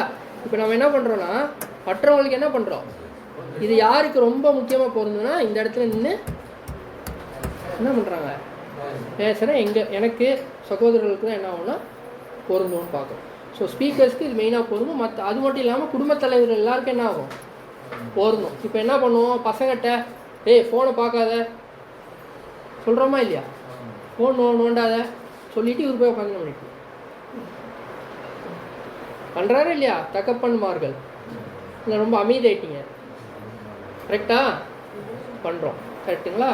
ஸோ அதே மாதிரி பிள்ளைகள் கிட்ட வந்து வார்த்தைகளை தவறாக பேசுகிறோம், கெட்ட வார்த்தை பேசாத, இந்த மாதிரி வார்த்தைகள் பேசாத, கடுமையாக பேசாத நம்ம சொல்கிறோம். ஆனால் நம்மளே இப்போ நம்ம குழந்தைங்க அதை பார்த்து என்ன பண்ணுவோம், கற்றுக்கும் அப்படின்றதுலாம் நம்ம பார்க்குறோம். ஸோ அதுதான் இங்கே சொல்கிறார். இப்படி இருக்க மற்றவர்களுக்கு போதிக்கிற நீ உனக்குத்தானே போதிக்காமல் இருக்கலாமா அப்படின்றத என்ன பண்ணுறாருன்னா இங்கே கேட்குறான்னு பார்க்குறோம். நீதிமொழிகள் 20ஆம் அதிகாரம் 5ஆம் வசனம். நீதிமொழிகள் 20ஆம் அதிகாரம் 5ஆம் வசனம். மனுஷனுடைய இருதயத்தில் உள்ள யோசனை ஆழமான தண்ணீர் போல் இருக்கிறது, புத்திமானோ அதை மொண்டெடுப்பான். இது இந்த திருப்பி ஒரு வாசிங்களேன் இந்த வசனம், கவனிங்க எல்லாரும். மனுஷனுடைய இருதயத்தில் உள்ள யோசனை ஆழமான தண்ணீர் போல் இருக்கிறது, புத்திமானோ அதை மொண்டெடுப்பான். மனுஷனோட யோசனை எப்படி இருக்காமா, ஆழமான, அதுக்கு வந்து என்ன இல்லை, எண்டே இல்லை. நீங்கள் எவ்வளோ யோசனை வருதா இல்லையா? ஒரு மனுஷனுக்கு சும்மா ஒரு இடத்துல உட்காருங்களேன், அது இதாக வந்துகிட்டே இருக்குல்ல நம்மளுக்கு யோசனைகள். அதில் புத்திமான் மட்டும் என்ன பண்ணுறானம்மா, அதை ஒன்று எடுப்பானாம். எடுத்து இந்த யோசனை கரெக்டா, இந்த யோசனை இது கரெக்டா, இந்த சகோதரன் என்னை பார்க்குறதே சரியில்லை அப்படின்னு எனக்கு ஒரு யோசனை வருது, அதை எடுத்து இது நான் யோசிச்சது கரெக்டாக தப்பு, அவர் என்ன கஷ்டமோ அவருக்கு தெரியல, அவர் வயிறு சரியில்லாமல் கூட இருக்கும், சரிங்களா, அவர் மூஞ்சி அப்படி உருண்டு இருக்கிறதுன்றதுனால அவர் எனக்கு முறைச்சிக்கிட்டே இருக்கார், நான் இனிமேல் அவருக்கு என்ன பண்ணுவேன், வழக்கம் தோத்திரம் அப்படின்ட்டு போயிடுறேன். கரெக்டாக? இந்த மாதிரிலாம் என்ன பண்ணக்கூடாது, நான் ரொம்ப சிம்பிளாக சொல்கிறேன், ஏன்னா சென்சிட்டிவாக இருக்கிறதுனால ரொம்ப சிம்பிளாக சொல்கிறேன். இதுக்கு எதுக்கு இந்த படத்தை போட்டிருக்கோம் தெரியுமா? கார் ஓட்டிங்களா, கார் போயிருக்கீங்களா, லாரி கார் பஸ்லலாம் போகும்போது இந்த இடத்துல கண்ணாடி இருக்கு, இந்த இடத்துல இருக்குது பாருங்களா பின்னாடி, அது உங்களுக்கு தெரியுமா? இங்கே இப்படி ஓட்டமாக இங்கே ஒரு மிரர் இருக்கும், இதை வச்சு தான் பார்ப்போம். இது இல்லைன்னா அதுதான் இப்போ நம்ம பண்ண, இதை உடச்சி போட்டு நான் கரெக்டாக தான் ஓட்டுறேன் அப்படின்னு போயிட்டு இருந்தா பின்னாடி இருக்கிறவங்க வந்து மோத தான் செய்வான், தெரியாது மோதினதே, பின்னாடி டிக்கிலாம் ஒடுங்கி கிடக்கிறது என்ன பண்ணாது தெரியாது அப்படின்பாங்க. ஸோ அதுதான் வந்து இங்கே பார்ப்போம். ரொம்ப முக்கியமான இன்னொரு கேரக்டர் ப்ரைடு, பெருமை. கோபம் பார்த்தோம், நியாயம் தீர்க்கிறது பார்த்தோம், அடுத்தது பெருமை. அப்படி நியாயம் தீர்க்கிறவங்களுக்கே உரிதான ஒரு குணலட்சணம்னா அது என்னது, பெருமையாக தான் இருக்கும். வாசிப்போம் நீதிமொழிகள் 8ஆம் அதிகாரம் 13ஆம் வசனம். நோட் பண்ணிங்களா, எல்லாமே நீதிமொழிகளில் தான் இருக்குது. யார் அது நீதிமொழிகள்? சாலமோன். அவர் எவ்வளோ வெறுத்திருந்தா வாழ்க்கையை, அவரோட வாழ்க்கையே வெறுத்துட்டார் சுத்தமாக. அவ்வளோ பாவத்துக்கு முன்னாடி இருந்த ஒரு சாலமோனுக்கும் கடைசியில் அவர் இருந்த நிலைமைக்கும் நமக்கு ஒரு எப்படி இருக்கக்கூடாதுன்றதுக்கான என்ன ஆகிட்டார். ஸோ அதுதான் அவருடைய வெளிப்பாடாகவே இருக்கும் ஃபுல்லாக. அவரோட ஞானம், நீதி, அந்த அந்த முதல்ல இருந்த ஞானம் இருக்குது பாருங்க, அதுதான் இப்போ பார்க்குறோம். போக போக தான் வந்து என்ன ஆகும்னா அதெல்லாம் பார்ப்போம். சிவாசியம் தீமை. தீமையை வெறுப்பதே கர்த்தருக்கு பயப்படும் பயம், பெருமையையும் அகந்தையையும் தீய வழியையும் புரட்டு வாயையும் நான் வெறுக்கிறேன். ஸோ யார் சொல்கிறோன்னா தேவன் வந்து வெறுக்கிறாராமா. என்னென்னலாம் வெறுக்கிறார்? பெருமை, அகந்தை, தீய வழி, புரட்டு வாய். புரட்டுவாய் அப்படின்னா என்ன?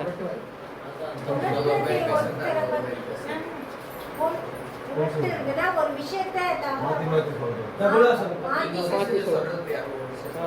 ஈவில் ஸ்பீக்கிங் அப்படின்னு என்ன பண்ணுறோன்னா பார்க்குறோம். தீமையை பேசுதல்.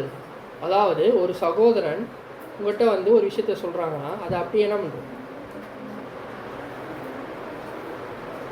அவர் சொன்னதே அவருக்கு இல்லாத அளவுக்கு என்ன ஆகும்னா அது போகும். ஸோ முற்றிலுமாக தீமை பேசுறதுன்ற ஒரு விஷயம் ரொம்பவே தவறு. அதுதான் சொல்கிறாரு, தேவன் வெறுக்கிறாராமா. ஏசாயா 2ஆம் அதிகாரம் 11ஆம் வசனம். ஏசாயா 2ஆவது அதிகாரம் 11வது வசனம். நரரின் மேட்டிமையான கண்கள் தாழ்த்தப்படும். நரரின்னா யாரு? மனுஷன். நரகமா? இல்ல, மனுஷன். பூமி தான் நர, கரெக்டுங்களா? பூமி தான் நரம்னு பார்க்கணும். ஸோ அதில் மேட்டுமையான கண்கள் தாழ்த்தப்படும். மனுஷனின் வீராப்பும் தனியும் கர்த்தர் ஒருவரே அந்நாளில் உயர்ந்திருப்பார். இந்த வசனம் ஒரு தீர்க்க தரிசனம், புரியுதா? சகோதரர்கள் சொல்லுங்க, இது என்ன தீர்க்க தரிசனம்? நான் மறுபடியும் வாசிக்கிறேன், பிரதர் கேட்கலனா. ஐசாயா 2ஆம் அதிகாரம் 11ஆம் வசனம். நரரின் மேட்டிமையான கண்கள் தாழ்த்தப்படும், மனுஷரின் வீராப்பும் தனியும் கர்த்தர் ஒருவரே அந்நாளிலே உயர்ந்திருப்பார். இதுதான் ரொம்ப முக்கியம். கர்த்தர் ஒருவரே அந்நாளிலே உயர்ந்திருப்பார்.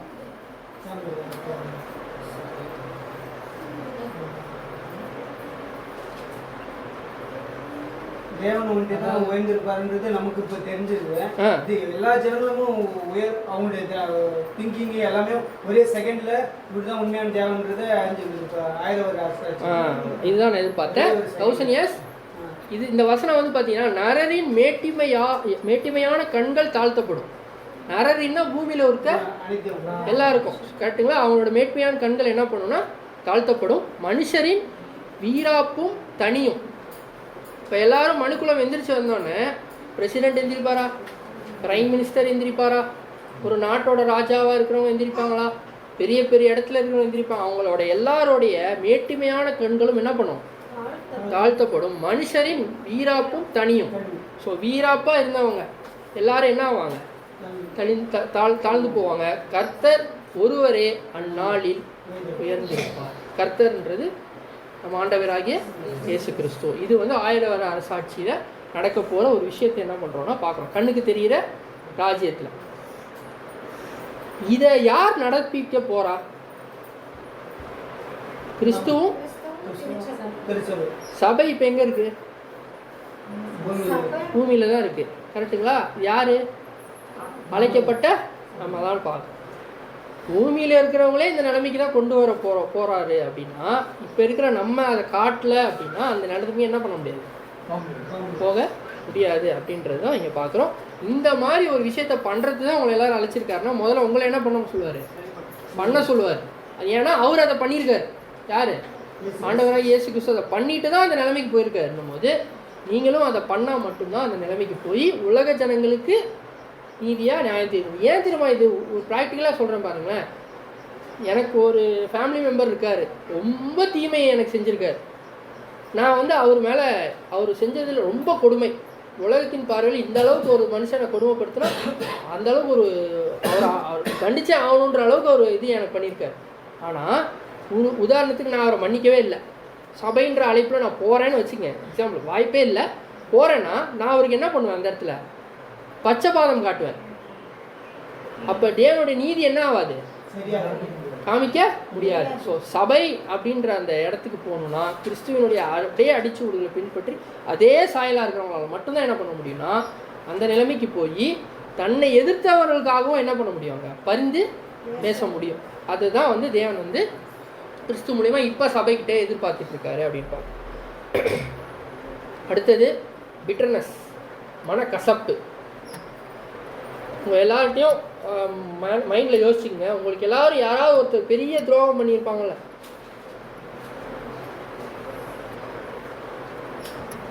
இல்லை அங்கே தான் இதில் ஏதாவது துரோகம் இருக்கா? ஏன் எல்லாம் இதே பார்த்துட்டீங்க? இதை தான் பார்த்துட்டு இருக்கீங்க அப்போ எல்லாரும். சரி, இதே பாருங்கள், கால் இங்கே கட்டியிருக்கு, இங்கே வந்து ஒரு பெரிய இரும்பு குண்டு இருக்குது. இந்த இரும்பு குண்டு தான் கசப்பு. சரிங்களா? இப்போ இந்த கசப்பை மனசில் வச்சுக்கிட்டீங்க. உதாரணத்துக்கு ஒரு சகோதரர் உங்கள் மேலே ஒரு ஒரு குற்றம், ஒரு பொய்யான ஒரு விஷயத்த சொல்லிட்டார். சபை மக்கள் எல்லாருக்கும் தெரிஞ்சிருச்சு. ஆனால் நீங்கள் அதை பண்ணவே இல்லை. ஆனால் அவர் இப்படி பண்ணிட்டாருன்ற கசப்பு இங்கே உட்காந்துருச்சு. வந்த உடனே இந்த இடத்துல வந்து சாத்தான் ஒரு காலை போட்டு கட்டி வச்சிரும், இரும்பு குண்டு போட்டு. இப்போ நீங்கள் எந்த வேலை செஞ்சாலும் இதை தூக்கிட்டு தான் போகணும். கரெக்டா? இப்போ நீங்கள் சபையில் எந்த வேலை செஞ்சாலும் இதோட தான் நீங்கள் சுற்றணும். கரெக்டா? எப்படின்னா, ஒரு வேலையை செய்யும் போது ஒரு சகோதரர்கிட்ட போய் பேசும்போது இவர் ஏதாவது நார்மலாக சொல்கிற விஷயம் கூட இவர் ஏன் அப்படி சொன்னார், ஒருவேளை அப்படி இருக்குமோ? ஏன்னா காலில் கட்டி வச்சுருக்கேன் நான். என்னத்த கசப்பை மனசில் இருக்குது, அது குத்திக்கிட்டே இருக்குது அப்பப்போ. அதுக்கு சம்மந்தமான ஒரு வார்த்தை இவர் தெரியாமல் சொல்லியிருப்பார்.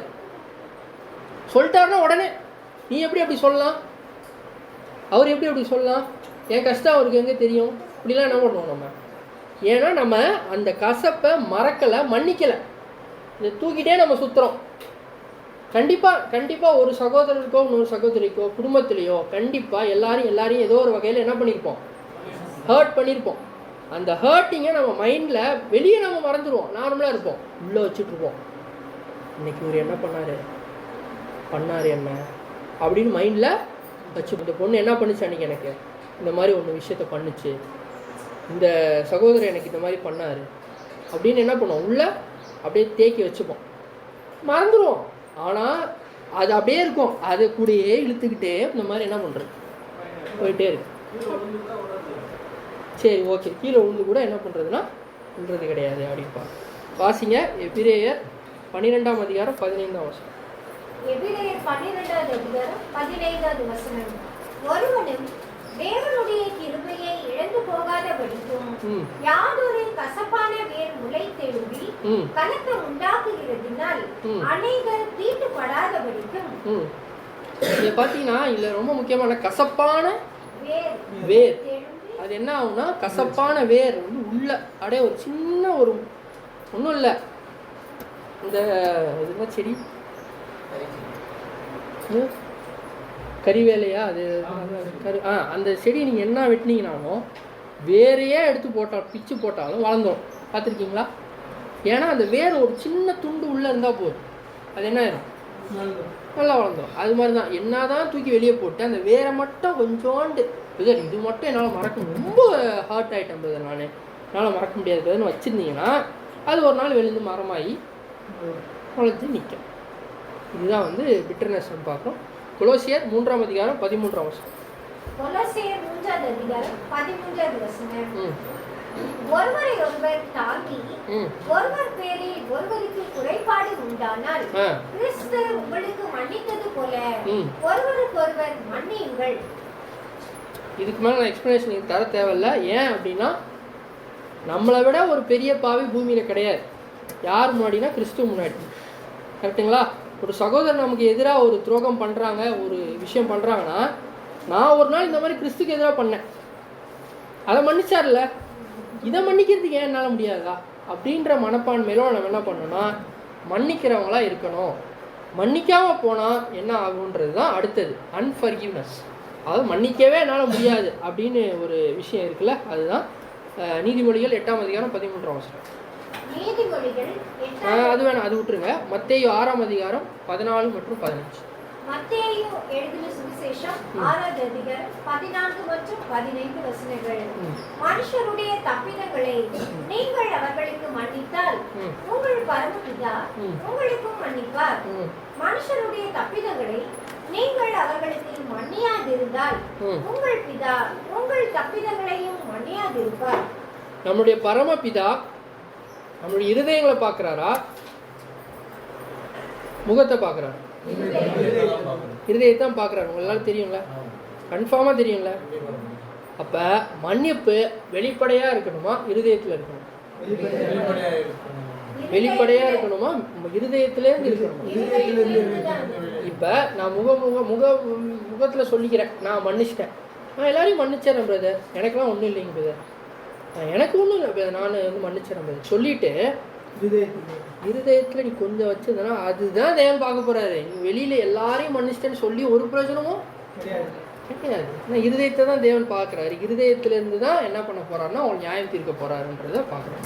மார்க் 11ஆம் அதிகாரம் 25ஆம் வருஷம். மார்க் எழுதின சுவிசேஷம் 15ஆவது அதிகாரம் 25வது வசனம். நீங்கள் நின்று ஜெபம் பண்ணும்போது ஒருவன் பேரில் உங்களுக்கு யாதொரு குறை உண்டாயிருக்குமானால் பரலோகத்தில் இருக்கிற உங்கள் பிதா உங்கள் தப்பிதங்களை உங்களுக்கு மன்னிக்கும்படி அந்த குறையை அவனுக்கு மன்னியுங்கள். உங்க தப்பிதங்களை மன்னிக்கணும்னு எதிர்பார்க்கும் போது நீங்க என்ன பண்ணணும்னா மற்றவங்க உங்களுக்கு பண்ணதை என்ன பண்ணணும், முக்காவாசி நேரத்தில் போய் தேவனே என்னை மன்னியும் ப்ரே பண்ணிட்டு உங்களுக்கு பண்ண வேண்டிய உங்களுக்கு துரோகம் பண்ணவங்கள மன்னிக்காமல் இருந்தீங்கன்னா அவர் எப்படி மன்னிப்பார்? கரெக்டாக? ஸோ இந்த மைண்ட் செட் என்ன ஆகும்னா நமக்கு வரணும் அப்படின்னு பார்க்குறோம்.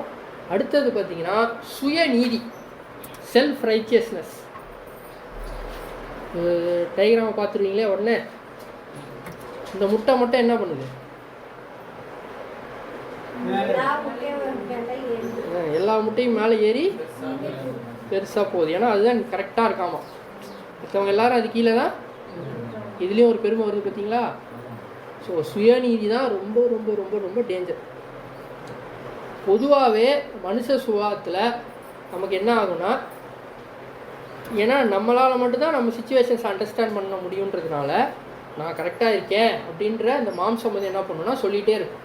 ஏன்னா அப்படி சொன்னால் தான் அந்த மாம்சத்தை நீ வாழ விடுவீங்க. இல்லைன்னா மாம்சத்தை அழிச்சிட்டுல வந்துட்டு இருக்கீங்க கொஞ்சம் கொஞ்சமாக. புதிய சிருஷ்டி மாம்சம் வாழ்கிறதுக்காக என்ன பண்ணணும்னா தன்னைத்தானே அது ஜெனிப்பிச்சுக்கணுன்றதுக்காக என்ன பண்ணணும், இந்த மாதிரி விஷயங்களை சுயநீதியை உள்ளே கொண்டு வரும். வாசிங்க ரோமர் 10ஆம் அதிகாரம் 3ஆம் வசனம். ரோமர் 10ஆவது அதிகாரம் 3ஆவது வசனம். எப்படி என்றால் அவர்கள் தேவ நீதியை அறியாமல் தங்கள் சுயநீதியை நிலைநிறுத்த தேடுகிறபடியால் தேவ நீதிக்கு கீழ்ப்படியாதிருக்கிறார்கள். சுயநீதியை நீங்கள் நிலைநாட்டணும்னு நினச்சிங்கனாலே தேவ நீதிக்கு நீங்கள் என்ன இல்லை, கீழ்ப்படியலை. சிம்பிள். சுயநீதினா என்ன பெதர், தேவ நீதினா என்ன பெதர்? இந்த கேள்விக்கு பதில் யாரா சொல்கிறீங்களா?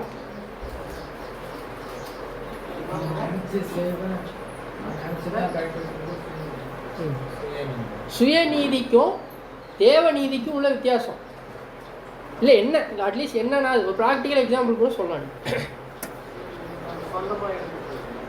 அதான் எப்படி இது தேவநீதி கரெக்ட், இதுதான் தேவநீதி, இது சுயநீதினு எப்படி பிரிக்கிறீங்க?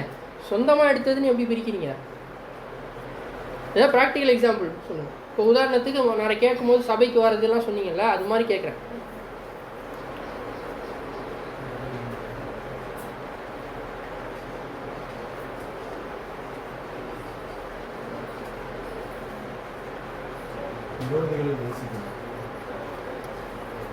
இல்லை நீதின்னு கேட்குறேன். அதாவது இப்போ உதாரணத்துக்கு சரி உதாரணம் யோசிங்க, அப்படியே இருக்கட்டும்.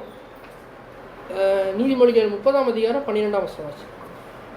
நீதிமொழிகள் 30ஆவது அதிகாரம் 12வது வசனம்.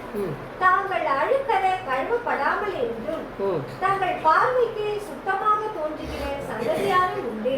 ஸோ கழுவப்படாமல் இருந்தும் சுத்தமாக இருக்கிறேன்னு நினச்சிட்டு இருக்க சந்ததியார், இவங்க தான் சுயநீதியை வந்து என்ன பண்ணுறாங்கன்னா நிலைநாட்டுறாங்க. புரியுதா?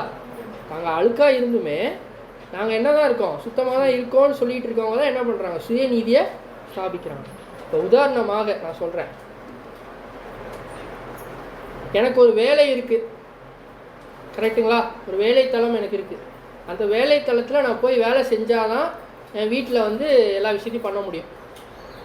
அந்த வேலையை வந்து என்னை சபைக்கு வர முடியாத மாதிரி பண்ணுது, வரவே முடியாத அளவுக்கு அது என்ன பண்ணுதுன்னு வச்சுக்கோங்க. உலகத்துக்கு என்ன சொல்லுவீங்க? வேலைக்கு போகிறது தான் கரெக்ட், அந்த வேலை தான் முக்கியம் உனக்கு, அதை பார் அப்படின்னு என்ன பண்ணுவோம், மனசு சொல்லும். தேவநீதி என்ன சொல்லுன்னா, முதலாவது எல்லாத்தையும் காட்டிலும் எதை தான் தேடணும்? நீ முதல்ல தேவனுடைய ராஜ்யத்தின் நீதியை தான் தேடணும் அப்படின்னு நமக்கு தெரியும். அப்போ சத்தியத்தின் மூலியமாக நமக்கு வர விஷயங்கள் தான் தேவ நீதி. சத்தியத்தின் மூலியமாக நமக்கு ஒரு அறிவு வந்திருக்கும், அதுதான் புதிய சிருஷ்டி. கரெக்டா? இப்போ ஒவ்வொரு வாரமும் நான் லேட்டாக போகிறேன்னா கண்டிப்பாக புதிய சிருஷ்டி சொல்லும், ஏப்பா கொஞ்சம் முன்னாடி எந்திரிச்சு ஏதாவது ஒன்று பண்ணிட்டு நம்ம வரலாமே அப்படின்னு கண்டிப்பாக புதிய சிருஷ்டி சொல்லும். புரியுதுங்களா?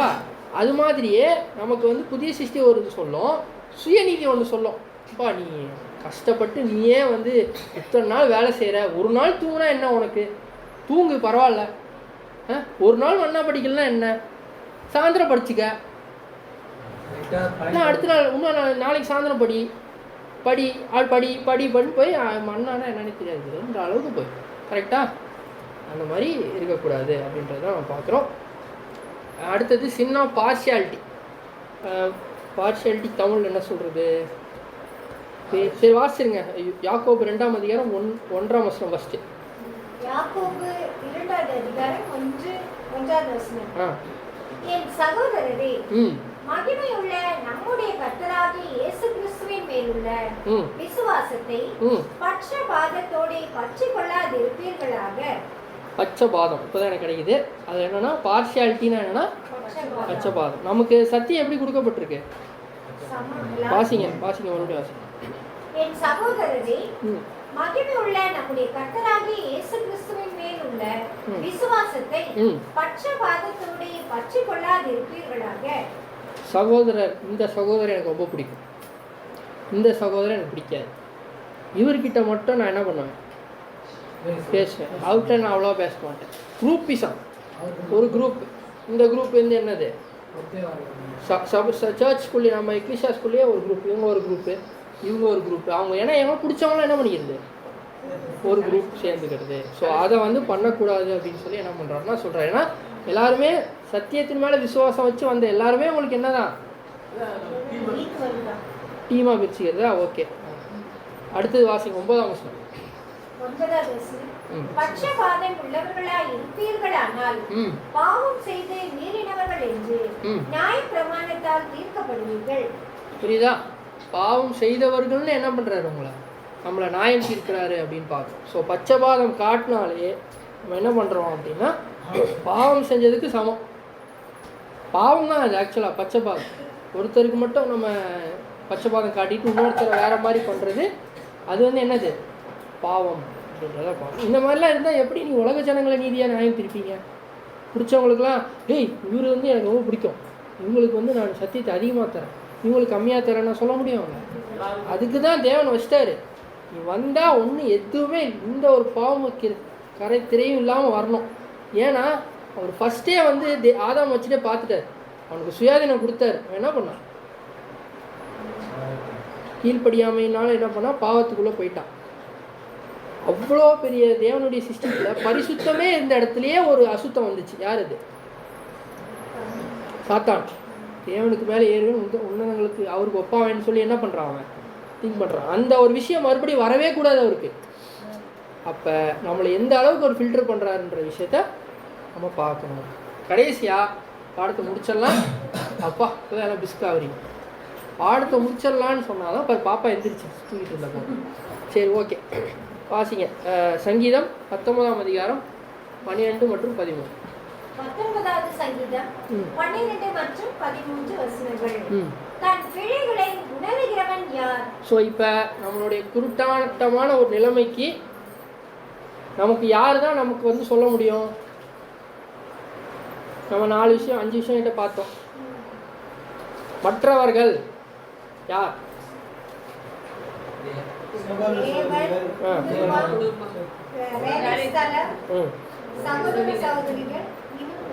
ஓகே, இந்த விஷயங்கள்லாம் என்ன பண்ணோம்னு பார்த்தீங்கன்னா நம்மளுடைய குருட்டாட்டமான அந்த நிலைமையை வந்து என்ன பண்ணோம், நமக்கு எடுத்து காட்டும். ஸோ அதை சொல்லும் போது நம்ம என்ன பண்ணோம், அந்த விஷயம் நம்ம காது கேட்ட உடனே அந்த குற்றம் நம்மகிட்ட இருக்குது, இல்லை நம்மளுடைய நடத்தையில் அந்த மாதிரி ஒரு விஷயம் இருக்குன்னா அதை மாற்றிக்கிறதுக்கு முதலாவது போய் ப்ரேயர் பண்ணணும். ஏன் திரும்ப ப்ரேயர் பண்ணணும்னு ஃபஸ்ட்டு சொல்கிறேன். தேவனே இதை எனக்கு வெளிப்படுத்தினதுக்கு நன்றி. ஒருத்தர் எனக்கு கடுமையாக திட்டுறாரு, நீ இப்படி பண்ணுற அப்படி பண்ணிட்ட, நீ சரியாக பண்ணல அப்படின்னு திட்டுறாருன்னா, நீயா என்னை திட்டுற திருப்பி நானும் திட்டுறேன்னு திட்டுறதை விட அதை கேட்ட உடனே தேவனே இதனால் எனக்கு ஏதோ சொல்ல வரீங்க, முன்னே எனக்கு பொறுமையாக வளர்க்க ட்ரை பண்ணுறீங்க, இல்லை நிஜமாலே அவரை நான் ஏதோ ரொம்ப காயப்படுத்தியிருக்கேன், ஏதோ ஒரு விஷயம் எனக்கே தெரியாமல் அவர் என்ன பண்ணியிருக்கேன், ஹர்ட் பண்ணியிருக்கேன், அதனால தான் அவர் என்ன பண்ணுறாரு, என் மேலே அவ்வளோ கோபமாக இருக்காரு அப்படின்னு சொல்லி தேவனே இதை எனக்கு வெளிப்படுத்துறதுக்கு நன்றின்னு சொல்லி முதலாவது தேவன்கிட்ட போய் கிருபாசனம்ல அந்த பாவத்தை முதல்ல அறிக்கையிடணும். ஏன்னா பாவனே தெரியாமல் வாழ்ந்துட்டு இருந்துட்டோம் இவ்வளோ நாள். பாவம்னு தேவன் வெளிப்படுத்தும் போது அதுக்கு மேலே இன்னொரு ஒரு கோபத்தைப்பட்டு பாவப்படுறதை விட தேவன்கிட்ட போய் அந்த பாவத்தை அறிக்கையிட்டு விட்டு விடுகிறோனே இரக்கம் பெறுவான் அப்படின்னு பார்க்குறபடி விட்டு நம்ம என்ன பண்ணோம்னா இந்த பிளைண்ட் ஸ்பாட்டை சகோதர சகோதரிகளாகிய நம்ம ஒவ்வொரு நாளும் சுருக்கிட்டு வர வர வர புதிய சிருஷ்டி ஆட்டோமேட்டிக்காக என்ன ஆகும்னா வளர்ச்சி அடைந்து கிறிஸ்துவின் சாயலை அடையிறதுக்கு ஒவ்வொரு நாளும் முயற்சி செய்வோம். தேவன் தாமே அனைவரையும் ஆசீர்வதிப்பாராக. ஆமென்.